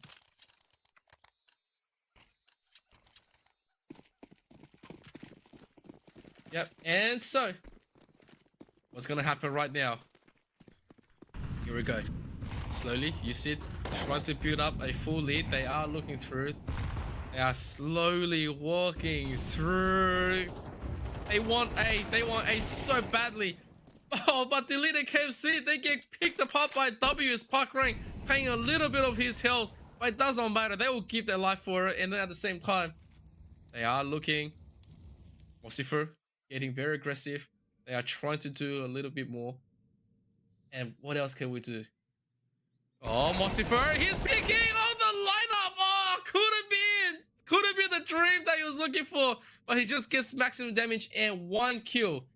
Only 1 kill. And so, coming in, BK and Vision, they are slowly trying to defend it for the rest of this map. It's 4v2. No one's at the B side as well. And I think UC is just waiting for a response as they are locking down vision. Gets curious. Gets a kill to Team Master. Parker is gone as well. But it's 2v1. And that is it. 13 to 11. UC takes it to UTS. And we are going to quickly take a break.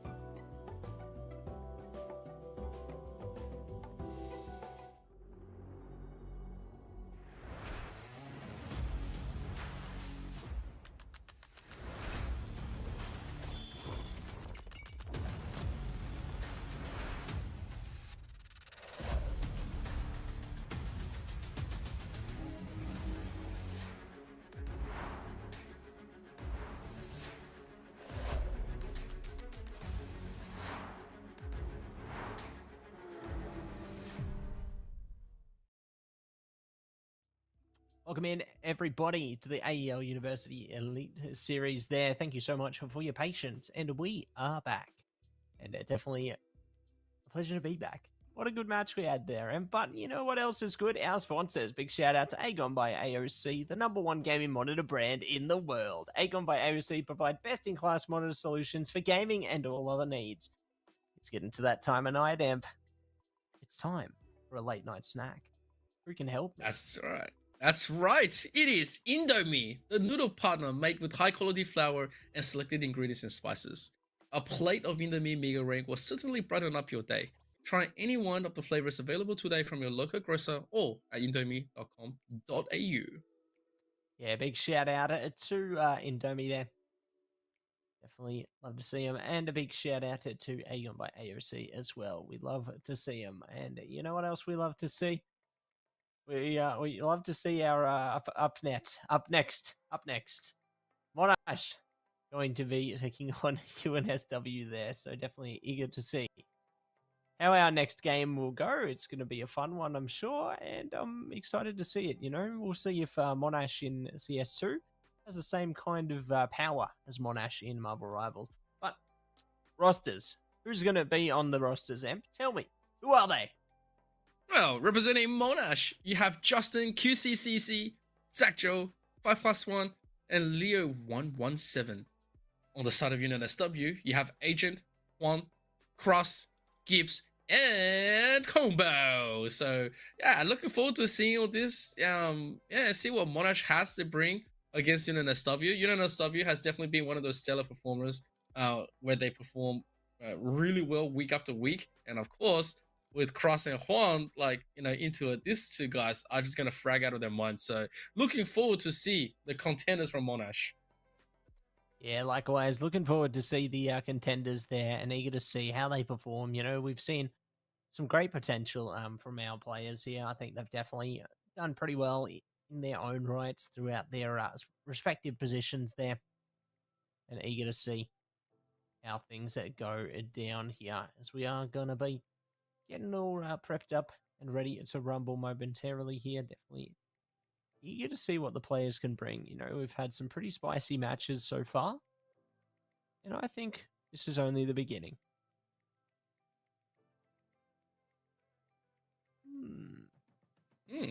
What's this, Emp? What's this?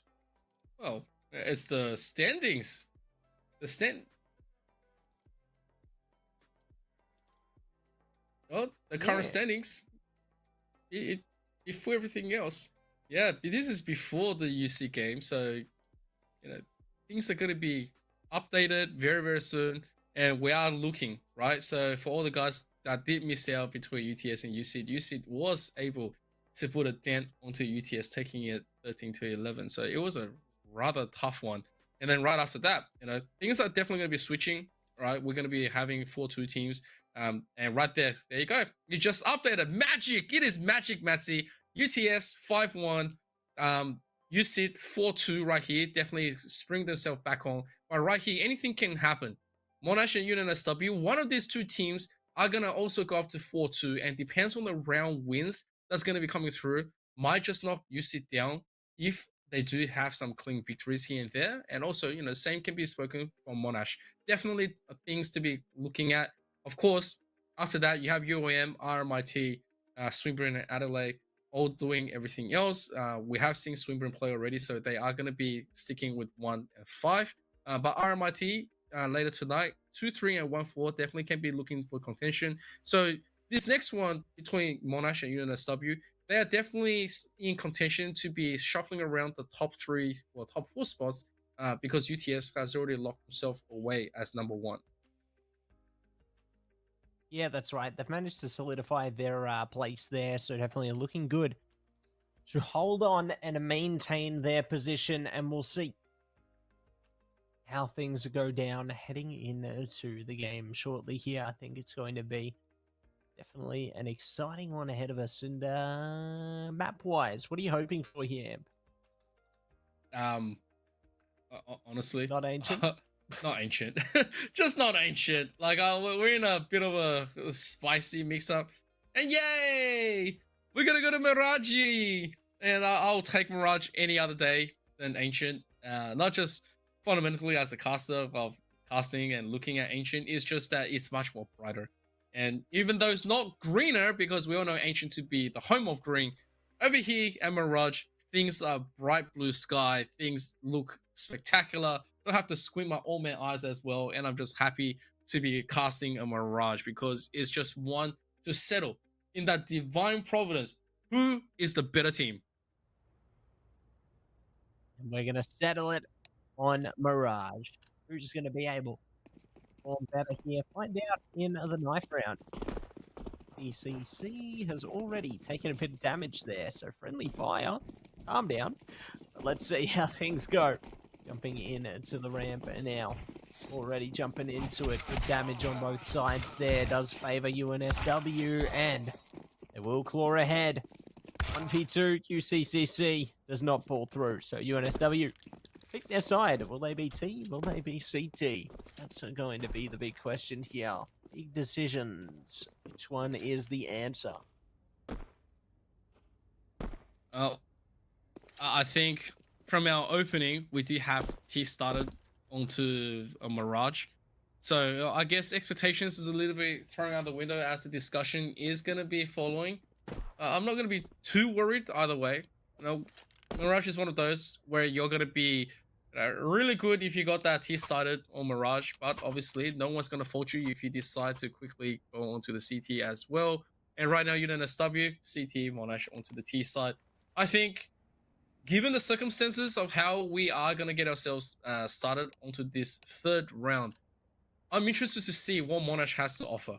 Right, we have seen QCCC Juster, 5+1, Zach, Joe, Leo. I mean, we've seen them playing Ancient quite a lot, but now they're bringing out the Mirage. It's a completely different story, and we don't have enough data to really hone in what the strategy is. So 5+1 going to be the first one to be dueling into the cross into the palace, but that shot to the head was clean. And Cross instantly puts that one down. There is the flash to push him away.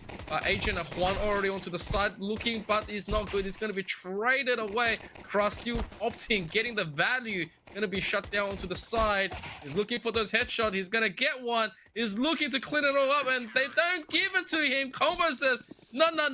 You don't get to open this one up with an ace. No, not today. It's not going to go that way. UNSW, you're going to be able to take it away. Seal the deal on the first. And Monash now, pressure's on them to try and recover around here. We'll see if they are going to be able to take it in this second one. Not so likely. Stuck on the pistols this time, but anything could happen. You never know. We'll see. Now they go down towards the A site though. 3 in Palace, couple on ramp there, trying to just burst straight in. They use the little util they have and get straight on site. Their objective, bomb plant or victory. No exceptions. Trying to get into it. They've already lost a majority of their members there, and now their chances at a bomb plant are completely wiped out. So, UNSW do a good job to drain them out of the site. We'll be able to take on the round. Round 3 now, though, we're already into Monash's buy round. UNSW, the very aggressive takes. Credits to Cross and the rest of the team for holding that one about more than anything right now. This is conversion. This is a more stock standard of what we usually see in Mirage is the T not really getting what they want, but they will say goodbye to Gibbs onto that first kill. A nice highlight. Cross is also gone. Flash not really working out for them. Combo taking a ton of damage, but he at least did nice one. Looking at denying Leo as well. There's going to be the nade. Agent looking to finish the kill. He's hungry for the gun. Meanwhile, gives up a little bit of a room. Justin, meanwhile, makes it in with Zach Joe through the connector. All 3 members just going to try to lock this one down, but the biggest problem is the bomb. The bomb is all the way back, and they don't have it with them, which means that once they made it in, now they have to make it back out to secure the bomb. The time is still going to be, fortunately, enough for them to recover everything else, but you have to retake this one in. Could have just been bad one. Agent, meanwhile, is trying to scope this one out. Does not see anyone at T-spawn, which means that, well, there's only going to be that one play, right? You can go to choose to play from the unders where, you know, we're going to have jungle set up with the defense, or you push through the apartments, and, yep, there is going to be Huang sitting with a scout. If he can do some damage, that'll be great, but you can see it. The rest of Monash, they say, quickly rush through and just crash into B. We might just have to be throwing our bodies at the bomb site because that's what we need. But if we drop 2 AKs out of this possible one, it's going to spell disaster for them. Oh, Nice shot coming through there from Juan. Not going to happen again. Will be shut out. Combo. Ooh, that's a big nade if it connects. Not going to happen this time, though. So QCCC, good for it. Monash, get on it at the last second. And we'll see if they are going to be able to shoot into the site like a rocket right now. They push in slowly but surely. Calculated. Oh, what a dink! They sink it down. Zach Joe trades it out, though. And it's now 2v1. Juan, low HP. Low hopes in this one. I think they're probably just going to save here, if I'm honest. Yeah, I think that's a fair way out. They played it pretty well. I think they made a good contest of it. But the T's do pull ahead in the end there. So unfortunate for UNSW, but Monash, quick to recover. So nice to see they can be competitive and have found a way to put themselves on the board. yeah, really nice work coming from Monash. They were able to take Cross and Gibbs really quickly off the map. And, you know, they utilized their advantages in gunpowder, but more than anything else, yeah, they denied UNSW for getting a little bit too aggressive. And so, strategies does come through. AKs are now in hand.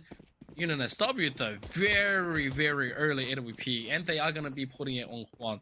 Now, yeah, slight note, everyone on the side of UNSW is probably a sniper or arsonist onto the side, and they don't really care how that's going to be playing, but that native by the vision was great. Unfortunately, it doesn't convert.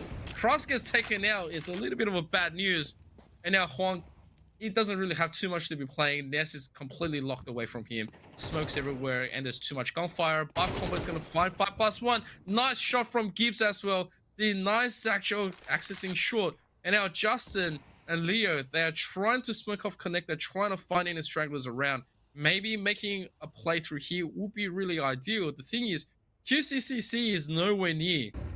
And so while they are being cut off, Leo does spot out Gibbs. And yeah, he's in connector, so he has only one place to be. Meanwhile, he's stuck. The rest of the team is trying to make their way in. They don't have an entry at all. And especially with the AWP just staring down the barrel, Monash gonna have to do a little bit more work. Yeah, gonna have to put in a bit more work if they want to get this one over the line here. We'll see if they are going to be able to burst onto the site. Don't have a player advantage. 3v3 here. Agent, oh, the timing, massive. Shuts one down, almost on for 2. Justin taking a lot of damage there, but the bomb will go down. So, mission success on that one. Got 2 players to worry about. Gibbs and Combo here. Creeping into it. Combo, nice start there. 1 player remains. Leo, 1-1-7. Holding in jungle here. Trying to see if they can break through, but Gibbs shuts it down, and it will be UNSW climbing ahead to take 3. Well, that's exactly what you want to see if you're defending, especially with an expensive AWP invested. It's going to be re-picked up. Even back onto Juan. Meanwhile, you know, the opportunity to convert a little bit more of an economy has gone through for UNSW. When you have more guns than the opponent, especially when they are going to be investing, Monash looking to crash straight into B, and there is the initial flames to be stopping any shenanigans. We'll see how many Combo we get to see right here. Nate also finds 5+1. They are just going to wait a little bit of time, making sure that all the utilities has been thrown, and making sure that UNSW doesn't know too much of this just yet. Meanwhile, all 5 members are pretty much there. Oh, Combo does spot all of them right now. Combo is trying to run away. He's going to find a little bit of a smoke cover. Gibbs, meanwhile, with Combo, they are just killing everyone else. Not too much left to say. All 5 players down for the count. The investment did not work out. And UNSW convert. Now is the dream. Yeah, gonna be getting into that one and taking a 4th round there. We'll see what else they can chomp their way through here as Monash.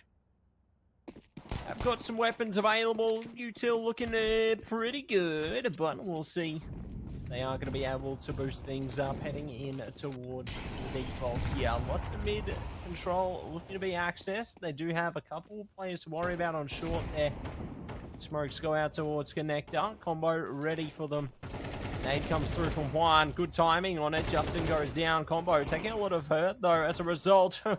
One in the same, down to such low HP. I think they need to escape and hastily, otherwise this round could be on its head before they can even get solidified into it.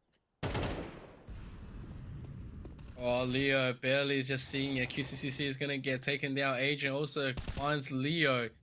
All of a sudden, Huang is also just escaping out of this one. 5+1. Meanwhile, might be in a nice area to be stabbing into the back. And he's going to be fighting, but Cross already found him, takes the gun and says, thank you very much. Now up to Zach Joe, the lone man with the objective in hand, trying to find it all, is looking through the ramps. He knows there's not too much that he can do, even if he does want to save. All of his team has reset. And so trying to maybe find the extra economy for his team is something that he's maybe trying to dream. But this is the nightmare that he's going to be staring at. He's going to be completely denied. And out of nowhere, went in there with the MP9, and the one person that had it says, you know what, it doesn't matter. Let me throw myself in for the cause. Now we still retain all the AKs in the world. We have an AWP, and you guys are still gonna be settled back into the broke street. Yeah, settle back in and looking to break out. We'll see what is gonna be happening into this next one. So we creep up towards the A side. Agent, I like this angle. Leo, ready around the corner there. And is going to be waiting things out. Good nade coming through. Leo, unfazed by it. But Agent is ready for what's to come. A spot drop and the QCC rolls. It's a nice little bit of a trade. The Monash will take it. You give him a gun, they will definitely use it. Although QCCC is low, he has handed the gun up to Zach Joe and now looking to try to barrel in.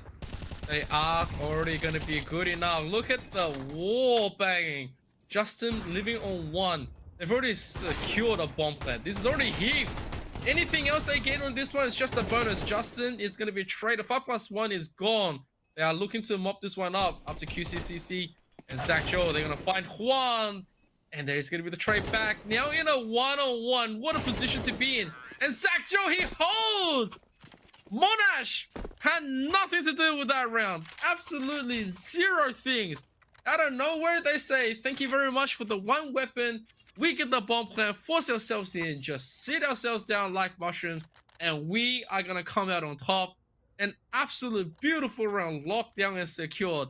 I'm not sure what the response is going to be from Unit SW, but they cannot be happy with how that last one went through. Yeah, can't be happy with that, but might be happy with what's ahead here. Oh my gosh.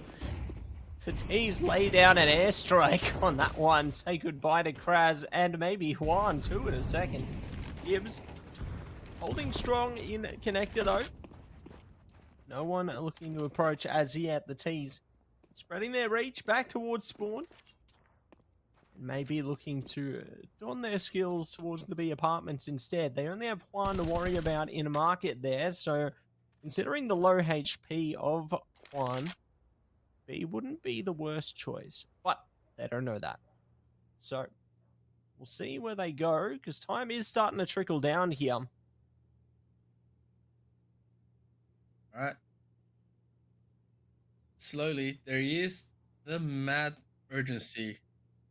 Monash, they realize they have an advantage. They do know that Huang is rather low from all this, but man with the LWP, he doesn't need health, he just needs one bullet. Biggest thing here is Agent. If he finds them all, it's going to be huge. Gibbs meanwhile has a drop on Justin, but Agent gets nothing out of it. 5+1 getting a ton of value come here. QCCC is going to deny more. And right here, 5+1. Little exchange. The primary is going to be good for him. Gibbs is gone. And now it's 2-3.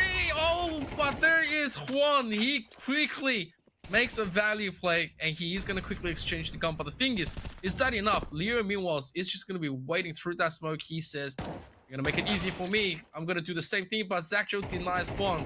Nice little bit of a tap, but the exchange is gonna come through from Monash, and Zaccho cleans up into the end, triple kill into his name with 5+1.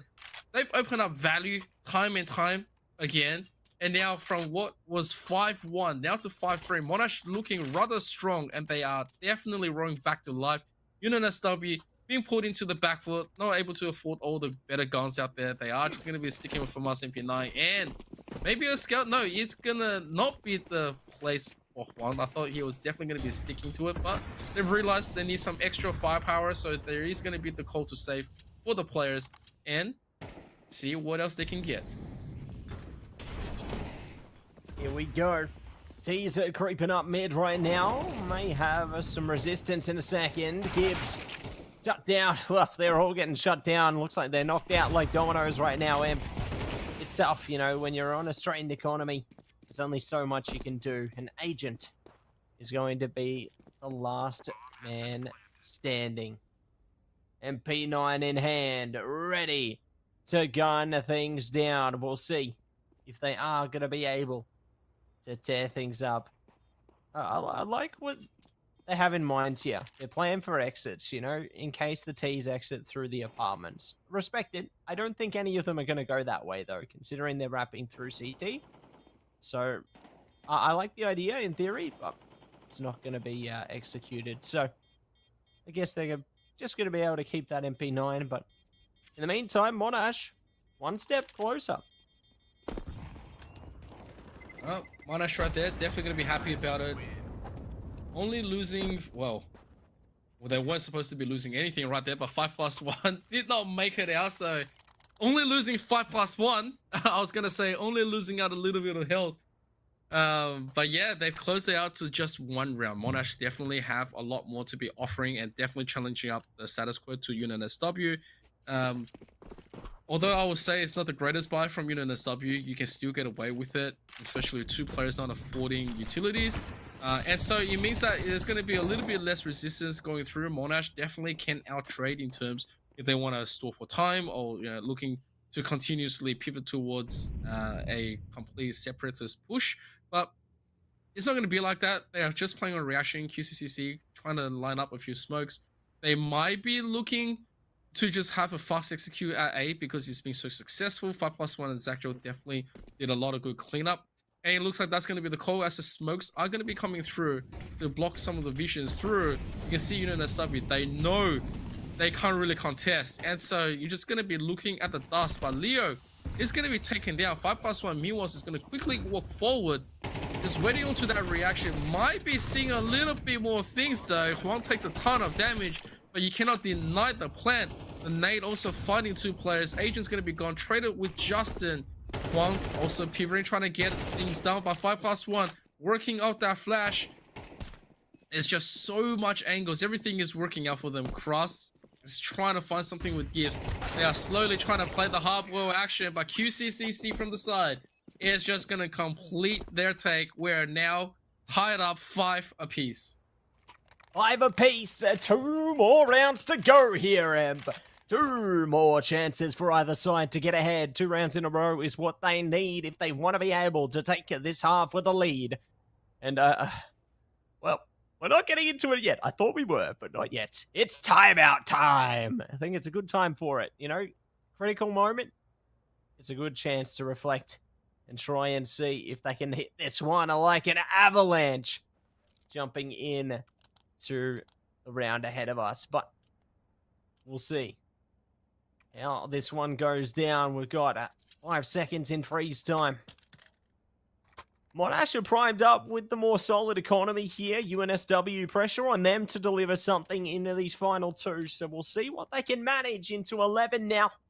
As we jump into the freeze time, attack timeout has run its course. I spoke too soon. It's going to be into a pause. So, more time to reflect, meditate, before you get into such a chaotic round. Yeah, I think UNSW definitely taken back by a few of the strategies Monash has been playing, and so they haven't been able to defend as much as they would have liked. And credits to Monash, you know, it was a rather slow start. there wasn't too much looking through, but until 5+1 and Zach Joe really acted together and clean up the kills, it was not what we thought. It was not what we thought. And so, the W right now don't have the economy to be dealing with this. And so, I don't know. Like, it could just be looking at a quick 7-5 or could be 6-6. Both of it are projected on future paths that we can be playing into. But more than anything, it's the state of the game. It's very close between both sides, and no one is letting up. Everyone's acting their strategy that they've been just trying to hide for a long time. And giving credits to Monash right here. Definitely a lot of good competition that they are putting through, and the pressure is piling up to NSW. It's certainly piling up like a castle, a sand castle. You build it up bit by bit there, but piling up like these rounds ahead of us, and eager to see how things will go down into this one. As you can see, tech issue for Monash there. Hopefully everything's all good soon. But we'll see what's in store. Hopefully all's good. Maybe. But I wonder who's going to be heading through for some of those ticket sales, Emp. You got the ticket booth right nearby. I wonder what they're buying tickets to. I always thought about that. They got the ticket booth. What are they buying tickets to? I don't know. Maybe hidden on this map, there's like a Ferris wheel. Like, it could be that. Takes you up and around, and you can see both bases. Or they can have, have you ever ridden to one of those platform races where you sit down with a whole bunch of people and you just get racing to the tower, and then you onto the top, they do a countdown, you get dropped? Maybe it's something like that. I mean, I'm more of a man that likes that kind of a quick drop action, My gosh. Yeah, we'll see if they are going to be dropping these rounds. And let's get into round 11 now. As UNSW lose many a player.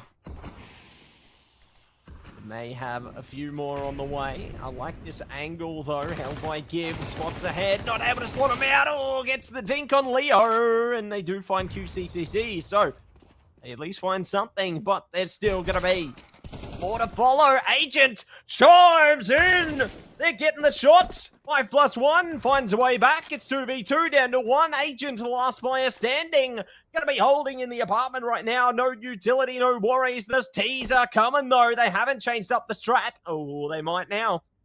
They're thinking about it. 50 seconds. Agent has the angle, but no, they will not be accounting for 5+1. So it will be Monash taken away. Round 6 in their favor. One more to go. And then it's halftime. Right now is Monash overtaking the lead, and they should be very happy, especially since it was 5-1, and then all of a sudden it became 6-5. Like, Monash definitely doing really well, playing aggressive and sticking to that style. NSW hasn't really done too badly. It's just that the last few rounds, economy hasn't really worked towards their way, and every single time that they wanted to get these fights that look to be swinging their way, they were just punished for no reason. And currently, there is a little bit of a duel. 5+1 trying to win it, but Combo will win it out instead. And they, thankfully so. 5+1, the biggest carry and the most dominating player right here, definitely putting the rest of his Monash team members on his back. When he goes down, now it's up to Zach Joe and the rest to try to find something. Justin is trying to maybe be an advocacy to try to beat the protect the president kind of a player. But at the same time, you still relax depending on what the rest of Monash players want to do. It looks like there is going to be the push for the A. They are looking. QCCC finding Huang is big. And Agent is staring at this. The flash also baiting him out. And Leo, what an entry. Beautiful work with QCCC. And they are just finding players from UNSW, denying everything. Combo now looking, and he gets denied as well. Leo putting on some score, and now it's 7-5. 7-5. It looks like we're going to be running it pretty similarly all night long, Amp. Love it. Love to see it, but let's see. How things go down into round 13 now. 7-5, favouring Monash for the moment, but let's see who will be able to come ahead into this one. Round 13. Away we go. Monash on CT, UNSW on T, and they are having a big focus towards the B side of things for now, as they creep upstairs towards unders. So can go for a bit of mid control off that, but we'll see where their attention will be diverted to, as they take things rather slow. 5+1 actually might get overwhelmed here. Fine's doing well to keep their attention for the moment. The rest of the T's, they're ready to attack. Here they go, Eb. Oh, 5+1. Taken out instantly by Gibbs here. There is going to be a little bit of response. They are trying to bait this one in, but Gibbs finds Justin as well. Here comes the plant. UNSW already completing plenty of objective for them, which means that extra money is going to be guaranteed. Leo meanwhile quickly makes it back into his base. There's going to be the check from Gibbs, but Gibbs is going to get taken down by Leo. Now it's 1-on-2 onto the side, and Leo is making it work, trying to effectively reduce this, but it's still 2v2. Zach Joe meanwhile checking. Do they have kits? Yes, they do. QCCC, definitely the one to look and try to clear it. Meanwhile, they are buying time. They are trying to stick onto this one. Waiting for the response. Juan's good to take down Zach Joe. And he is trying to stick it, but it was not good enough. QCCC gets taken down. If there was one more second, that would have been it. It was so close. But UNSW, they do keep to their word. They do quickly make that one work. And of course, the guns are going to be flying in, and Monash going to have to stick to the side because they don't really get anything else after. We'll see if UNSW is able to hide this one back up.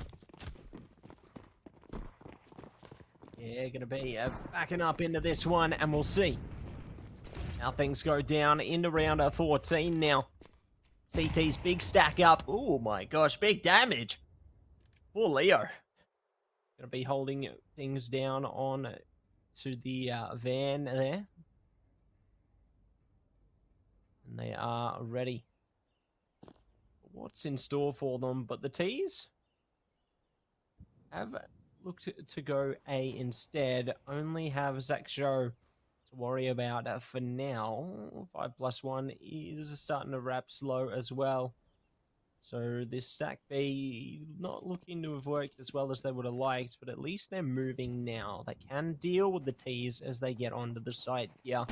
Gibbs right around the corner, good spot there, spots the shadow and shots the player down.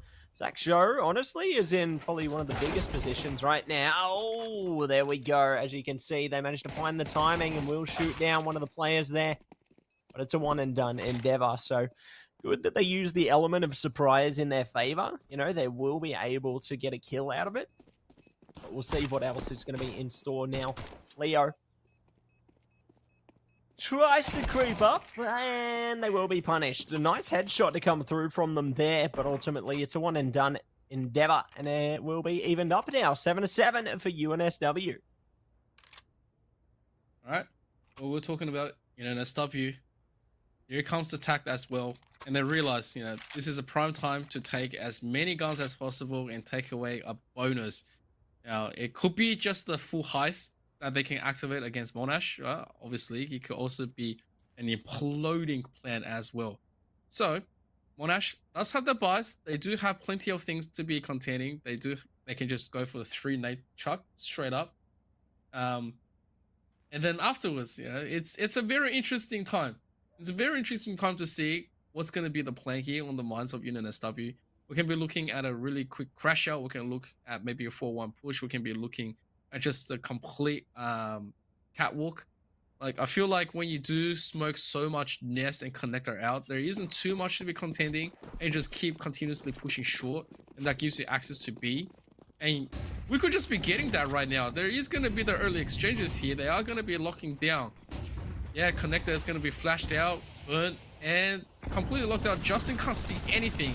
He's going to put a few shots through. There is going to be the trade for Leo and AGON. By the same time, they are going to be guessing right, investing more members here. Juan's going to quickly hide that one up, and Cross makes it a little bit more painful.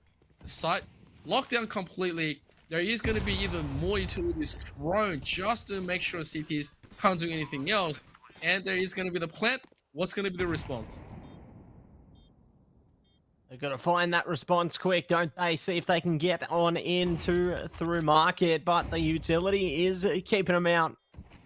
So a tough time ahead here, but not an impossible one. We'll see what they can do with it. Looks like they're just going to save it out. So UNSW going to be happy with that. We'll be able to rush another round ahead. We'll see what else they are going to be able to bring after that, because Monash, you know, their economy not in the greatest position right now. Ooh, could maybe make it a little better. They got a shot on short there. Not going to happen, though. So it will be one ahead for UNSW now. Monash kept 2 weapons. They do lose a few more, but we'll see what they can manage as we head into round 16 now. Primed and ready to go. I think this is one of those interesting moments where UNSW, because they were able to quickly just get this one away. 5+1 takes a little bit of a curious pick. He wanted that advantage, but he was completely being naded and now flamed upon. Catches a bit of fire.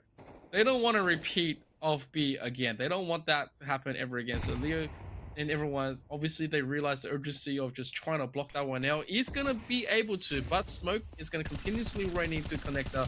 Not gonna be too much. Cross is gonna put a few bullets through, not gonna fund it as well. The biggest problem here is UNSW is on the bonus. Now bonus 1 is one of the hardest to convert, and they're able to convert and get money and get guns. And so Gibbs gets taken down is great news, but the thing is, what happens after? If UNSW now down a player, still picks up the round and pretty much, you know, going home with 1 or 2 guns, you're going to look at the economy just completely exploding. Now, Agent walks through, finds Zach Joe, and that's a really tough one right there. The decision to park Zach Joe there in order to get some info is a rather tough ask when you do get caught out, and you can see it. UNSW, looking at the collapse, is trying to prime themselves up at B. Taking it nice and slow at the moment. Time is of the essence here, and they have been spotted. Finders lock themselves out. QCCC has the angle, strangles them down, finding all the shots. The CTs bring themselves back up to fruition, and they rip the round apart, taking it 8 for 8. That's one way to do it. Well, I guess that's just one way that Monash can make it back, right? Because they really wanted to just find those angles, but Monash, when they said, all right, we have to play advantage, and then Zach Joe got taken out by themselves, they were just like, well, there's only one way they're going to be playing. Because timing didn't really work out in the favor, Monash just decided to park all the players that they can invest into B, and the heavier presence really took UNSW by surprise, especially QCCC. Now with the early exchange, things gonna have to slow down for UNSW because they realize that the rest of Monash now has the guns and they have the economy to be contesting. Meanwhile, and for themselves, anyone can be reset. You lose this round, you're resetting the economy. You can't really afford to do anything else. Both teams are trying to avoid that fate. They could just look into 9-8, 10-8, especially since that the economy just implodes completely. You don't have a say into the next round because aggression is going to come through. Otherwise, it's a big kill. One takes Justin out. 5+1 desperate, trying to maybe find an angle. Looking after this one, he finds Cross. And there is the wallbang. 5+1 is going to be traded back out. And that's already good news, but Leo is going to quickly tighten that one up as well. But 3 against 3. There's going to be the marking, and Leo being checked out. They want the plan to be complete right now. Zachjo trying, looking, and there is going to be a little bit of pre-fire as well. It's going to be good, but Zachjo lives so far. It is still going to be the response. The retake must come through now. Must come through now, and we'll see if they are going to be able to make it happen.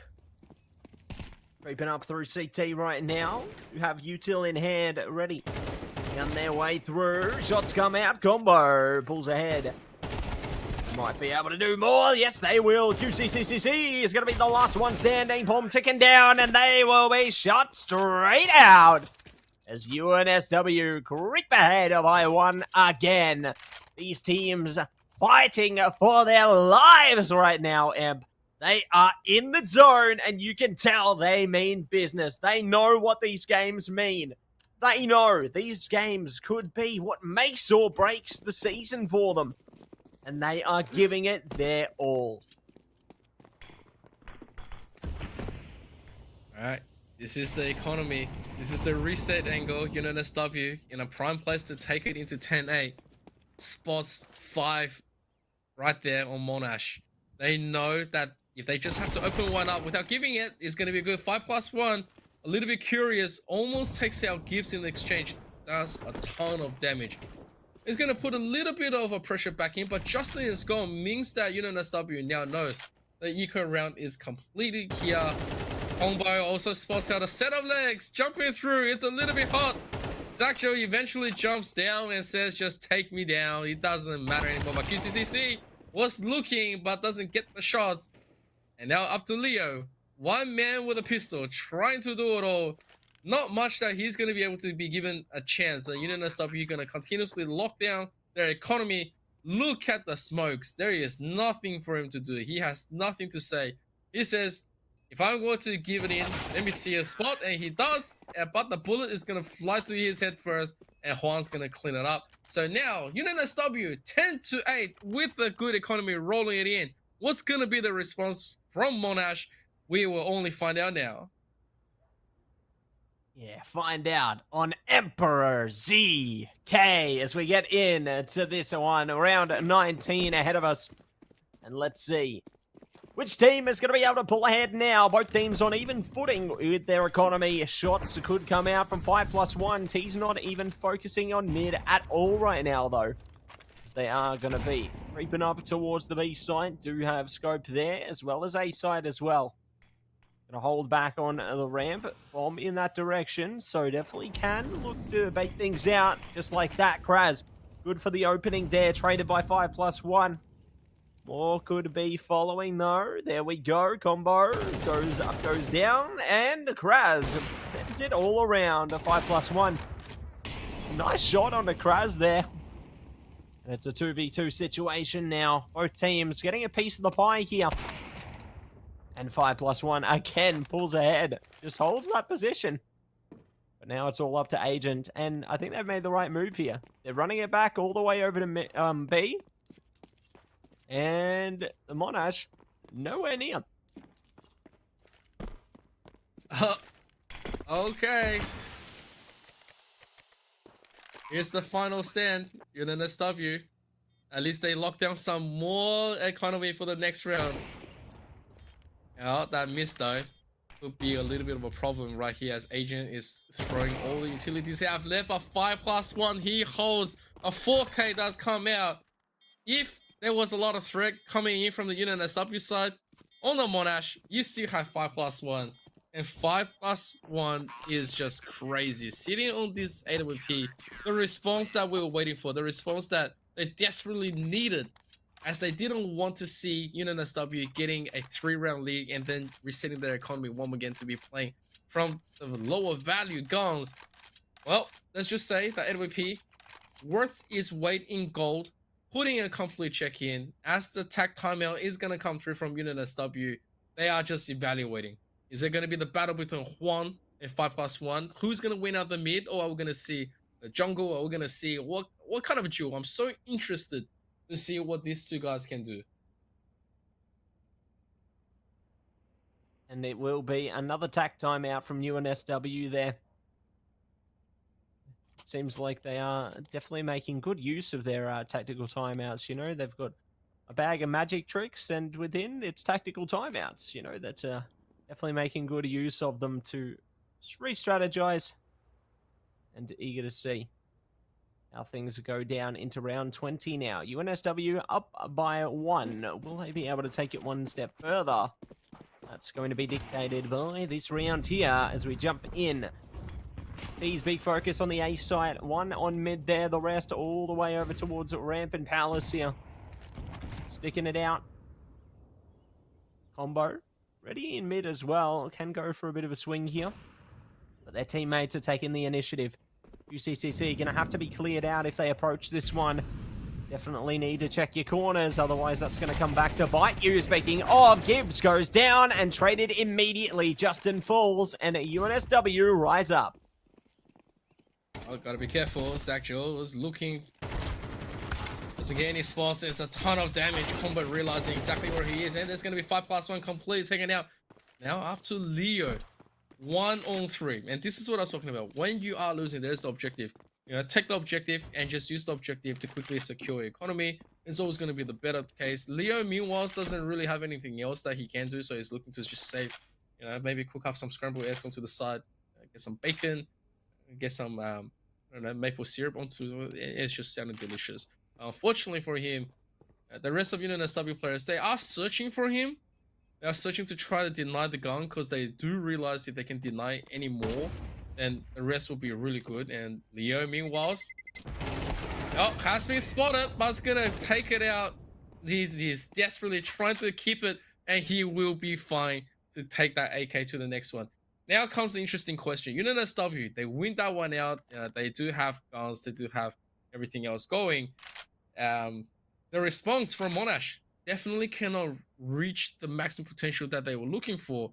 Yeah, and they might just have to stick with the pistols and give UNSW that 3 rounds lead on their way and send them saying, all right, here's your 3. Let's see if we can deny those 3 in a row. Let's see if they are going to be able to find the magic number 3. As we are going to be pondering on many things, Emp. What am I pondering on? When the next time we have to see Ancient is going to be. Hopefully not soon. No. Definitely curious to see how things go down into the rest of this one. As we hold on to round 21 here. Unpauses come through. It's time to get cracking. As we creep on in. The round begins, and Monash going to be in a bit of a trouble here. They've got 1 AK, many pistols, and a bit of armor. So, UNSW creep on up towards the B side. Little do they know, Monash are on the complete other side of the map. So, they're on vacation. Nobody's home. And UNSW just stroll right in. Yikes. Yeah, that's a bit of a yikes moment right there, where they were hoping UNSW was maybe taking a little bit slowly, but UNSW, they recognize what they want to do. 5+1. Meanwhile, I'd be just looking to get up, but gets denied by Gibbs. They were looking at searching for Huang, but Huang with an AWP looking at the kills. Combo's gonna get taken out into this one. There is the jiggle kick right here coming in from QCCC, trying to just hold him in place, but you know, it's not a round that they can take home. It's not a win. You can see and appreciate that Leo and Zach Joe definitely playing for that exit. And they are going to be given that one. Oh, hang on a second. Oh, he is going to just respect it. He can cue some sound. But Leo finding the first kill, trying to hold a little bit more. There's the damage, soft members, but Leo gets taken down. Oh, the damage could have been a lot worse, but they are still going to be able to keep at least 2 AKs in the AWP. The side of UNSW, they have 3 to work with to close it out. Monash now cannot make any mistakes. They have the AWP. They have the full buys in. This is the one to prove it all. They lose this one out. UNSW is going to overtake them. Yeah, we'll see what they can manage now. Good shots through mid there. Combo taking a lot of hurt out of that one, but still going to hold on for prevalence here. Juan does go down, so a decent beginning from our CTs here. Really formulating a big strike of resistance. And they certainly need it, especially if they want to play for OT in this one. We'll see. They are going to be able to manage. So they will hold things out now. Shots come out. Zach Joe goes down, so a decent beginning for the T side as well here. Heavy lifting being put in place, but we still have more on its way through. Util coming out on jungle. Good swing from Justin, playing the timing there. The T is caught by surprise. Almost twofold. Runs out of bullets though, so Justin, their endeavors will be put to a halt. Yeah, it's a really smart utility to quickly back up and just force 5+1 out. QCCC is gonna take combo out, and there's gonna be a reposition from 5+1. Now they have to work for this retake. Gotta be careful. Oh, walking through. They are gonna be trading it, and that's gonna be it. GG. Cross and Agent able to completely pulling back in. They are gonna be winning this one now, 13-9. And unanimous W. Definitely happy with that result. Yeah, really well played by them there. You know, it was looking a bit close in the ends there, but they do manage to make it work. So great stuff from them, and let's hear all about it sooner or later. But for now, we are going to be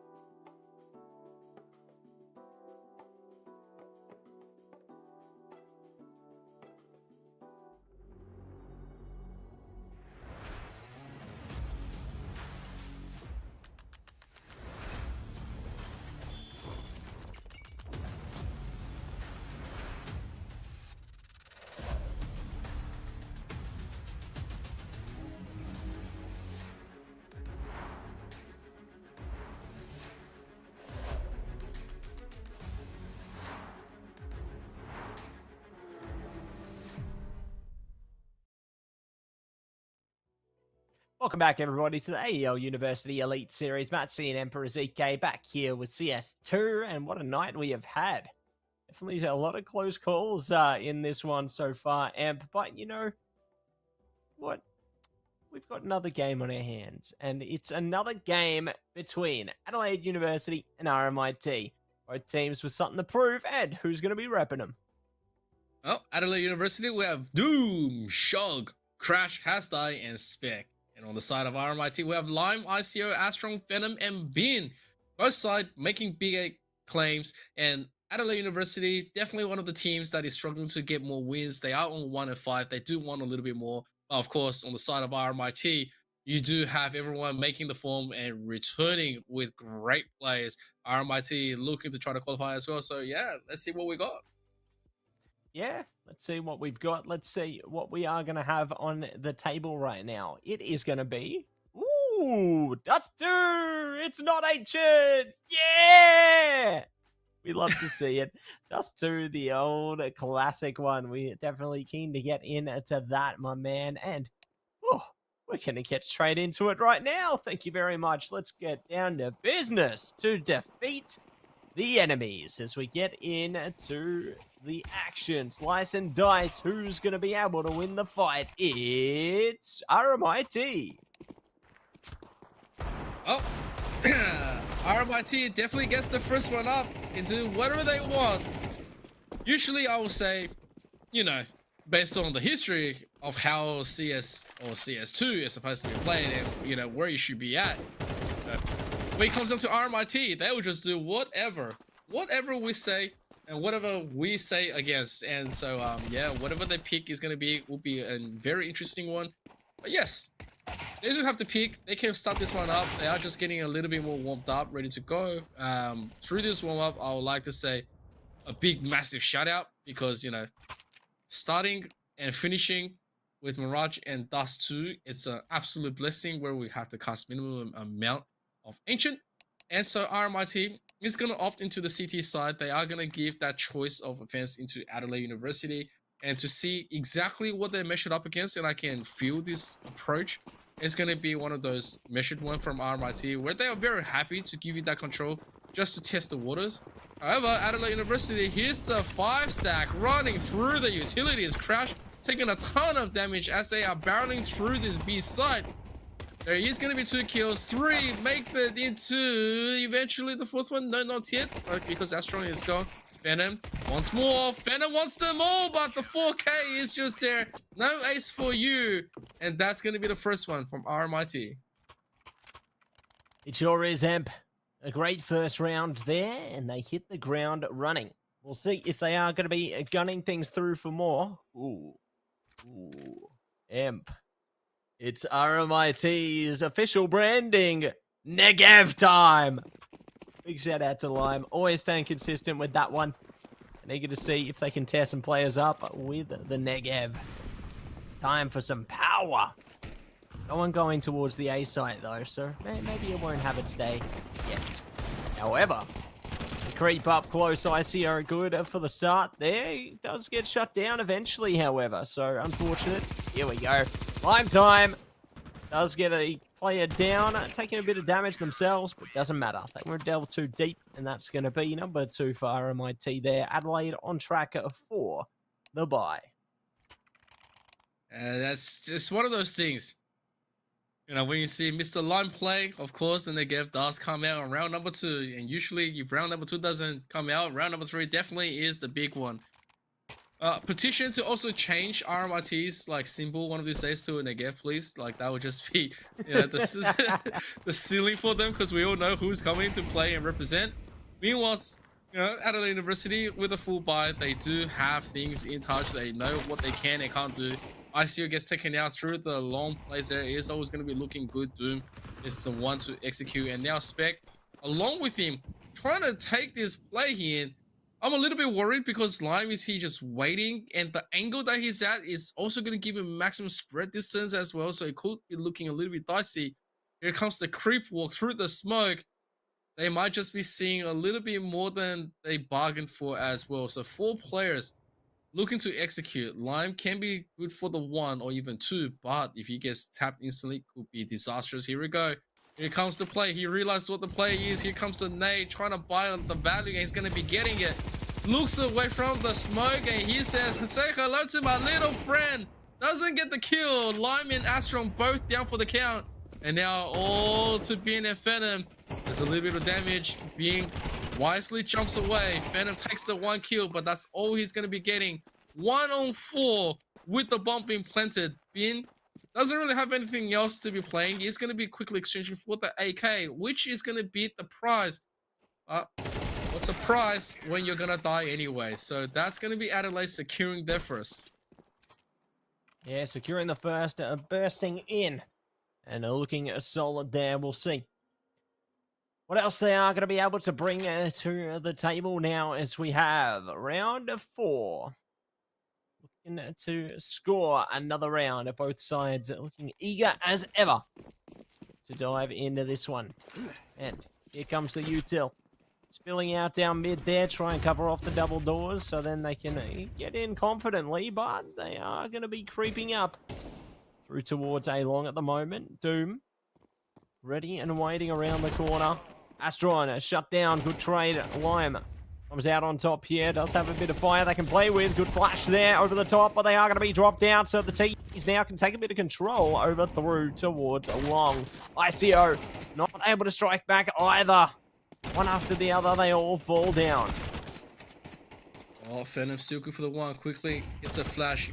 Needs more players here, but unfortunately gets naded by Hastai. And being realizing his position, he gets the 1. Looking to tap. Nice dink, but there's just too many at the end. And so Adelaide gets 2 back, and that's pretty good. We will take it. We will take it. Adelaide definitely is one of those teams that if they get started, they will definitely lock some more rounds down. It's also a team that's been consistently improving year after year. So seeing Adelaide, in this place, fighting it out against RMIT, 2 each to the board, means that the start is starting to work out for them. Now AKs against a whole bunch of pistols might just be putting them in a place of contention. I see her taking a ton of damage against Crash. Here comes the nade. Not really. He's gonna find him eventually, and Doom finishes off Lime. Phantom wanted a little bit more action, but it's going to be denied completely. This could just be a very clean round, and indeed it will be. Adelaide University locking down those futures, and they are seeing a little bit more to be playing with. Yeah, a little bit more to play with here, a little bit more on the table, isn't it, Amp? And we'll see what else they are going to be able to bring now as they look to elevate themselves into the fray here, ready to save the day, ready to hit the ground, swinging, but to stunt. Do trade 1 for 1. Aggressiveness works out for both sides, I suppose, but it's mostly going to favor Adelaide University as they're a player up here and looking to see where they are going to be setting their sights. A long would be the area of choice. They do have Lime to worry about with the Negev, though. Holding car. This might be the perfect angle for Lime here. If they're going to creep up close, Amp, this could be nasty, honestly, but yeah, I don't know how this is going to go. I'm curious what Lime's doing. There we go. Look at that angle, mate. Oh, it's just like people entering a lion's den, isn't it? Oh, it started. Yes! Negev time! But it must come to an end. But that's one way to even up a round, Amp. Just when you thought that Negev is not gonna be much more longer, Lime is gonna be the one to put it back out and just haunts you with it. So now Astro, in a great place to be, just looking dust spot out the head, but unfortunately Shog is gonna take him out. A nice triple kill to close out that one, and Adelaide can at least breathe a sigh of relief. Imagine their faces in the comments are gonna be, they say like, oh man, we just lost in the Negev. Like, what a play to be at, you know? And so Adelaide does recover, and they are happy to be sticking it in. Look at the money. mean, they do have the money to be playing and contesting to this one. Meanwhile, RMIT, there's only one to give. Is protect the president, or I should say protect the one with the biggest gun. Astro's going to get taken out. ICO also being checked here, but what a headshot as being also gets traded in. It's just open season for them. Lime, meanwhile, sticking it in, signature in hand. All he needs is just a head, and he is popping it. This man can do the impossible, and he's looking to do a little bit more as he walks through the fire. A crash is going to put him down. Phantom, meanwhile, also not getting the headshot he was looking for. Is now up to ICO with an AK. 1-on-3 to do it all. No kids. He says, give me a try. And they will give it a try. Terrorists win there. So Adelaide, good for it once again now. Looking a solid here, Amp, and we'll see what else they are going to be able to manage here. They take it one step further now. Into round 8. And into the fray. But big smoke down mid. Going to be able to cut off double doors there. Big focus from the CTs towards the A site now. But the Ts, they're opting for a bit more of a split focus through unders and towards double doors here. May carry it up to short, which could be perfect for the CT's approach to this one. There we go. They're starting to creep up slow. ICO are going to be scoping things out. Oh, and they got one in CT. He's actually changing it up. Mid to B. They've also got Bin on the B site. Big pressure on Bin here to deliver. CT still delivering damage, but there we go. That's the B site gone. They do find a bit of resistance still towards A, but the bomb's already down. Well, not much to be doing right here, especially when most of your players are being completely choked out of the site. Adelaide really just doing a fantastic job at keeping out RMIT. Round after round, they are denying the guns, they're denying the carry over. Now, obviously, Lime has the AWP recovered, which is a great thing. When you take that back here, put it in the hand of ICO, or even himself, it just works. But the problem is, he hasn't won the rounds yet, denies the gun to be carried over. Spec gets taken out of that one. Probably not too happy about it, but you know what? They have money and they can be playing for it. Looking at another one, but it's going to be denying Venom. Trying desperately to take down the line, but Astron gets taken out as well. So, they do save an AWP. They do save it. They do have just the one. And obviously, he can still do a lot of good things. But the problem is, the rest of the team has no money. Adelaide University completing their set, they are ready to take a few more off the board from RMIT. And if this keeps on going up, you know, RMIT might just be in a rough spot. The Flames are still going to be ignored. They say, we don't care. The Crash paying the ultimate prize is going to be completely traded 3 for 3. ICO meanwhile, oh my god, this is the angle he's looking for. All he needs to do is just wait a little bit more time. Walks through, can be looking to just execute Spec right now. It's gonna be, and he is gonna be able to do it now in a pincer position. They are looking to retake Shug. 1-on-2 has to do it all. The AWP and the AK is gonna find him, and RMIT they recover a round.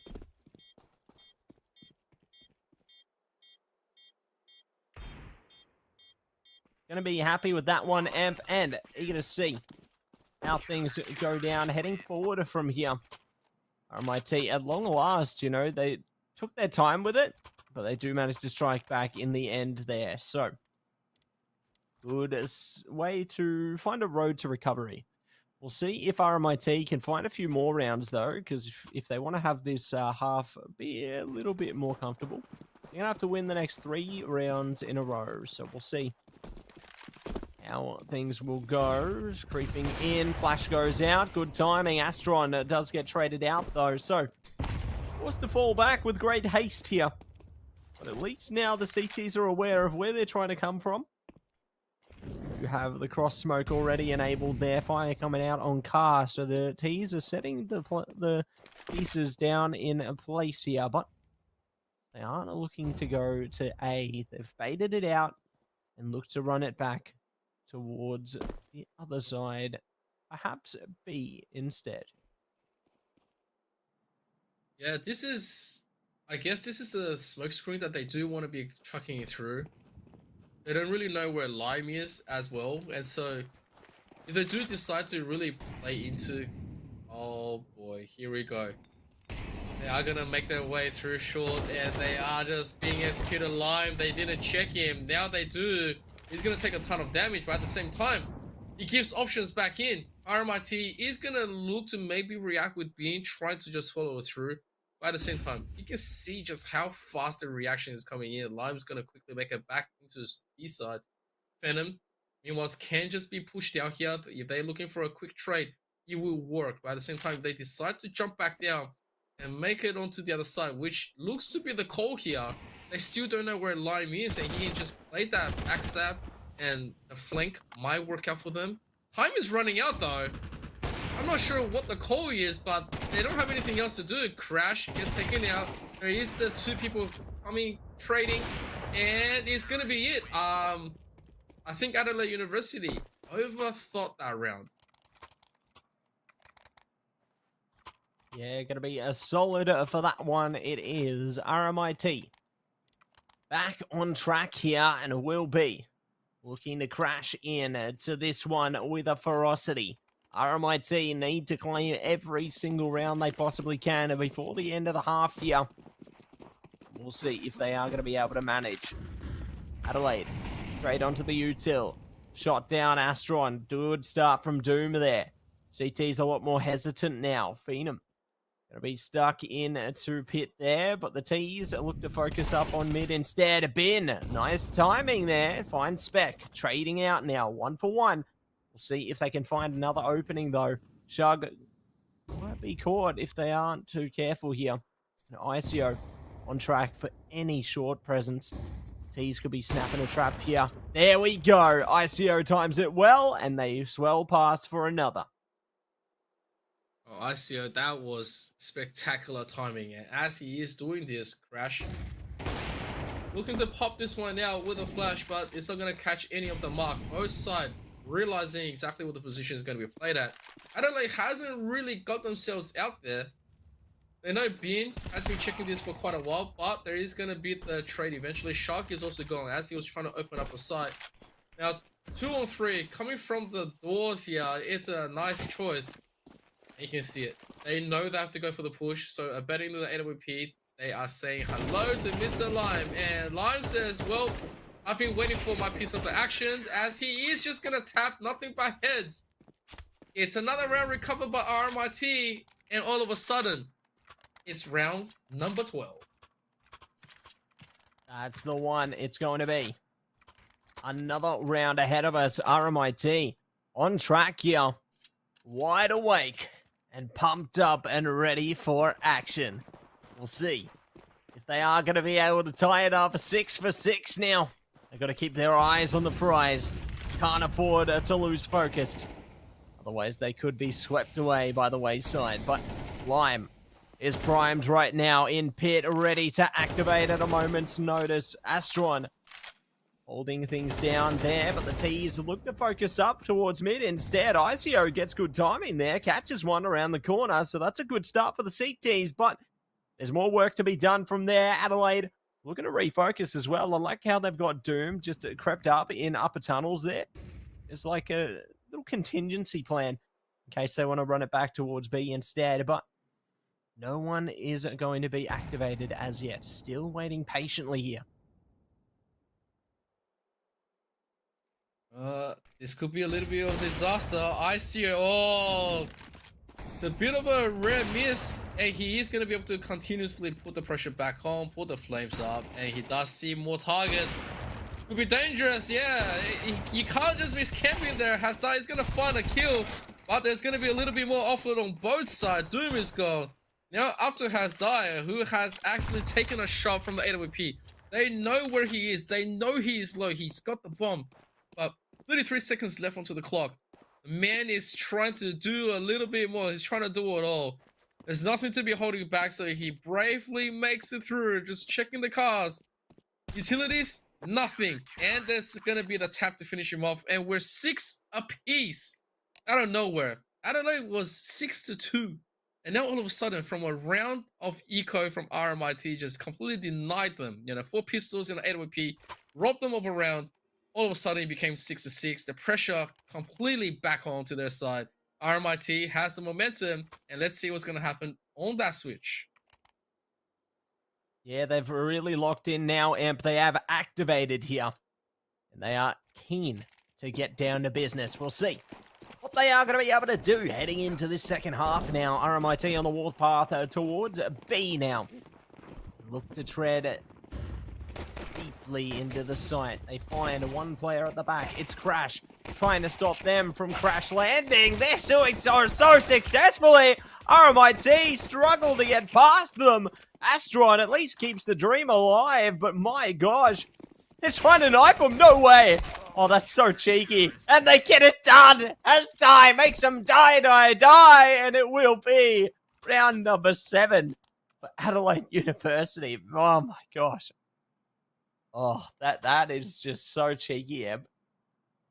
Oh, I think we haven't seen a knife throw in, like, a knife kill in a long time. And Hasdai, thank you so much for getting that one through. I think he sends a message to RMIT as well.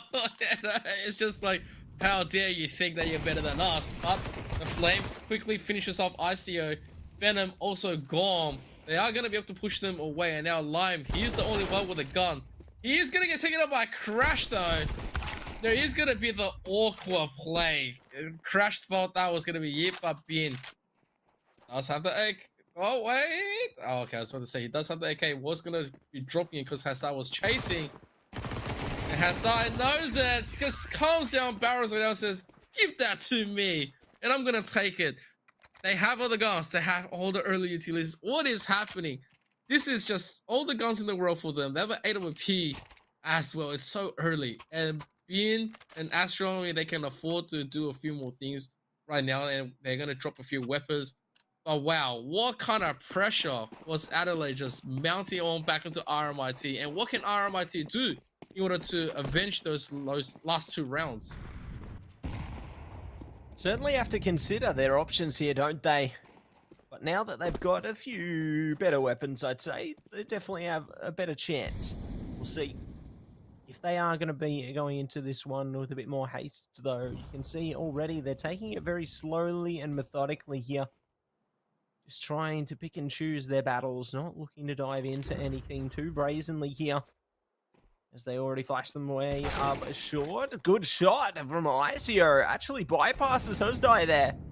So a good start. But they still have more work to be done. Speaking of, there we go. More trades coming around the bend. Both teams getting slices of the pie here. And the T's now have an opening. There's less defenses they have to deal with here. And they're trying to exploit B. But it ain't working. And they're now running it back to A. They know that last player's on B. They run it back for the short plant. Now it's just Crash with an AK. I don't really fancy his chances, but it's still a raw opportunity. They know where he's roughly going to be, so, obviously all the utilities here just to dissuade him from the action because they don't want to ultimately deal with him. They know, yes, taking a gun away is great, but if they drop theirs just by accident, it's still not the best outcome, especially since 2 rounds behind. They don't have really momentum. I think the smarter thing right now definitely is to duel for Crash, and he's looking, peeking. Gonna get that first one. Oh my god! What just happened? Crash just said, no worries, let me send it. I've got the kit with me. It's gonna be cute, but it's unfortunate. Just missing it. I thought he had it in the bag, but RMIT recovers as well, and it was well played. That's devastating. Absolutely devastating, Emp. They were right on the edge. They put in so much work to get that round, and then it just slipped away.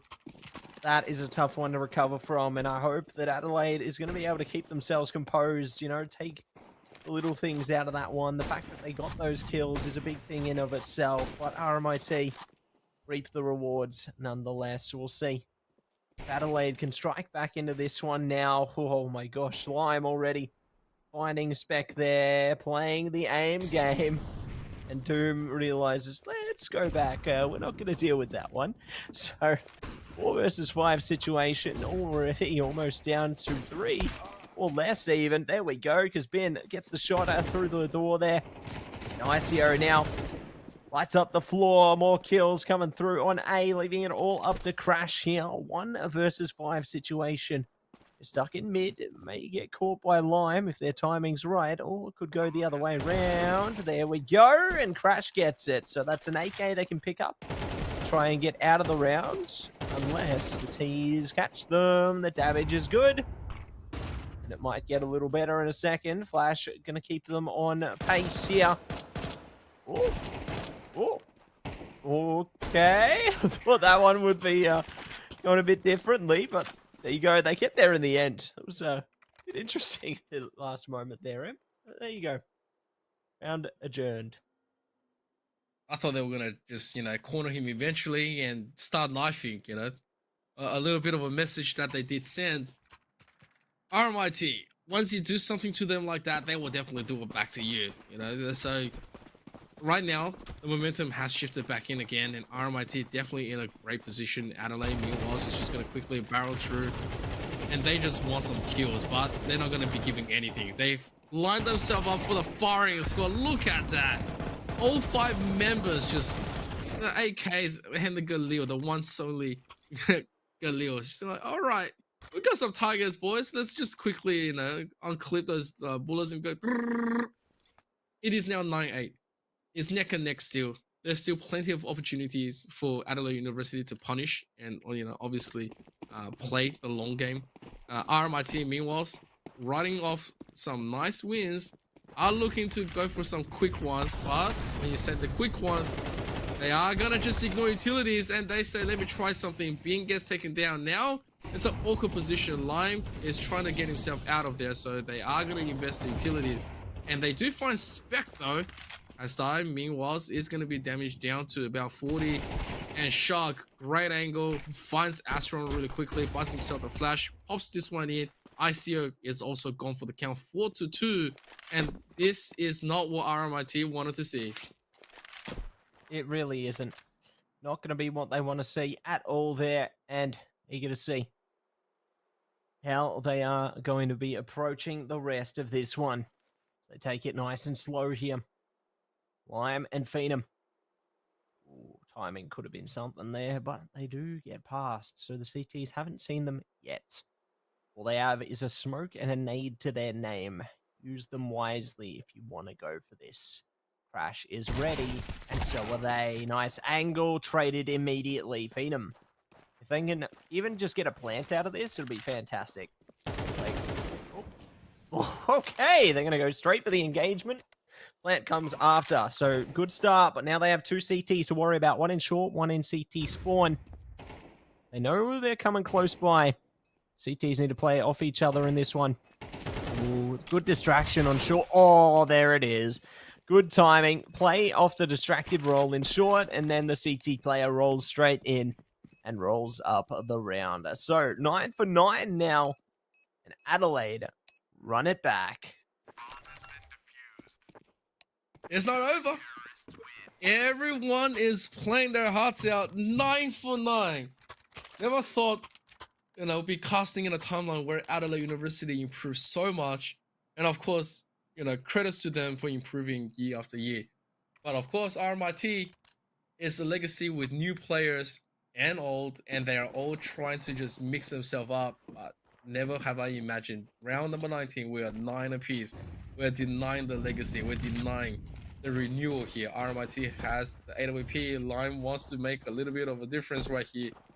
They are playing rather conservatively. They know. Expensive round. Very expensive investment. They do find a few targets. Doom does take a little bit of a damage, but they realize what they have to do. So working up the smoke. Working to maybe find an off angle if they can. But more than anything, RMIT is going to give that respect back in. And they are going to quickly just tally back up and say, this is not the play that we were looking for. Yeah, they're just going to take it nice and slow for the moment. Gonna wrap it around towards B, it seems. Only one player on the back of Plat at the moment. Spec does have Huzdai around the corner in mid. Can wrap around if they do activate on this one.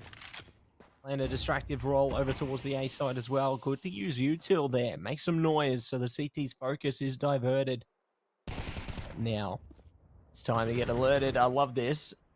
ICO playing their distractive role very well. And this has brought Huzdai a lot closer to CT spawn. We'll see what else they can do. There we go. Site opened up now. Ready for business. They don't have the bomb down, but they do have control of it still. If they work together here, this could work out a lot greater, but we'll see if they are going to be able to do that, because now ICO is dead, and Ben is all on their lonesome. Haven't got the plant down yet, but if they can shoot down one more player, it would be fantastic. Trying to bait the plant. Time's up. And that will be that. Adelaide, get on top of it. And we'll take the lead there. RMIT, they're in a precarious position right now, Amp. Oh, that was such an expensive round.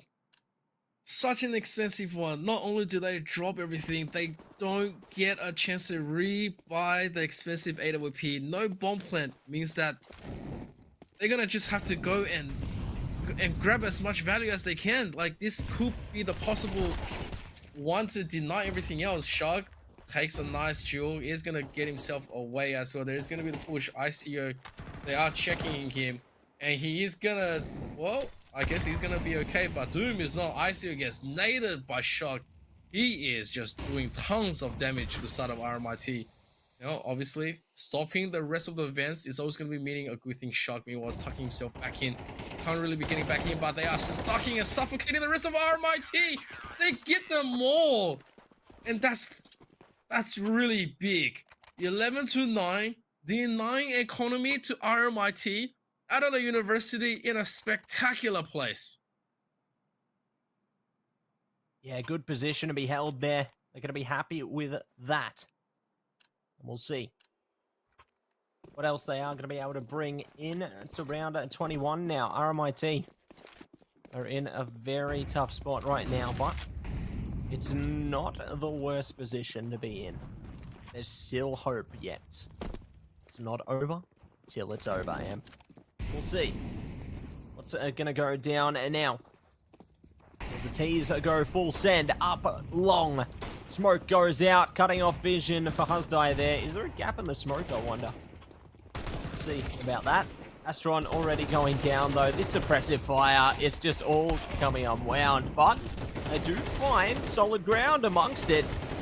Maybe. Ooh, shot still going out. All right. And all wrong. There we go. Round is done and dusted. Adelaide do pull ahead in the end there. So, map point Adelaide. And let's see who will find victory.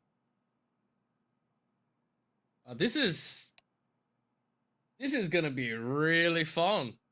Like, I didn't think RMIT was gonna be played into the deficit like this, but Adelaide University has been doing miracles.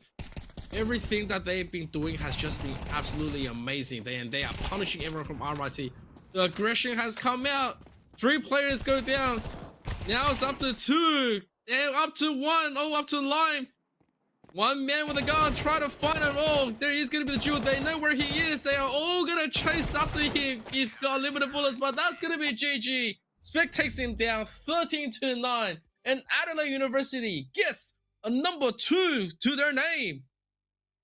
GG, well played there. They will be able to get control of that match and shut down RMIT. A hard-fought battle indeed, but they do pull it off in the end there. So, incredible stuff coming out from Adelaide, as they will be able to pull together and get the W.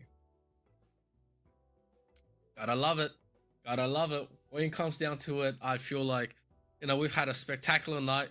I knew there was going to be upsets coming along, but I didn't realize just how much of an upset we're going to be having all night. And so, it's also good that we didn't get more than 1 ancient. So, just looking at the results of tonight, once again, It is gonna be the 13-16 for UOM, 13-11 for UCIT, 13-9 UNSW, and 13-9 to Adelaide. The scores are so close and no one's letting up. Yeah, no one's letting up at all, and you can see the results now locked in as well. UTS on top. Following suit is UNSW, and UCID. Closely behind is Monash. UOM in 4th and 5th place there currently. And following suit is tied up 6th place Adelaide and RMIT, with Swinburne locked in to the bottom there. So very tight contest towards the mid/lower section of this one, Emp, and very eager to see how things go down. I think in terms of hope for teams left, I don't think Swinburne has a chance to break in, but every other team, by all means, there certainly is opportunity there to progress towards the playoffs. So look forward to what that's going to turn into. Absolute chaos. That's all I'm going to say. Absolute chaos ahead of us, and I'm all for it, man. I'm keen. This is going to be a fun few weeks, man. I'm excited. You know what else I'm excited for? Our sponsors. A big shout out to AGON by AOC, the #1 gaming monitor brand in the world. AGON by AOC provide best-in-class monitor solutions for gaming and all other needs.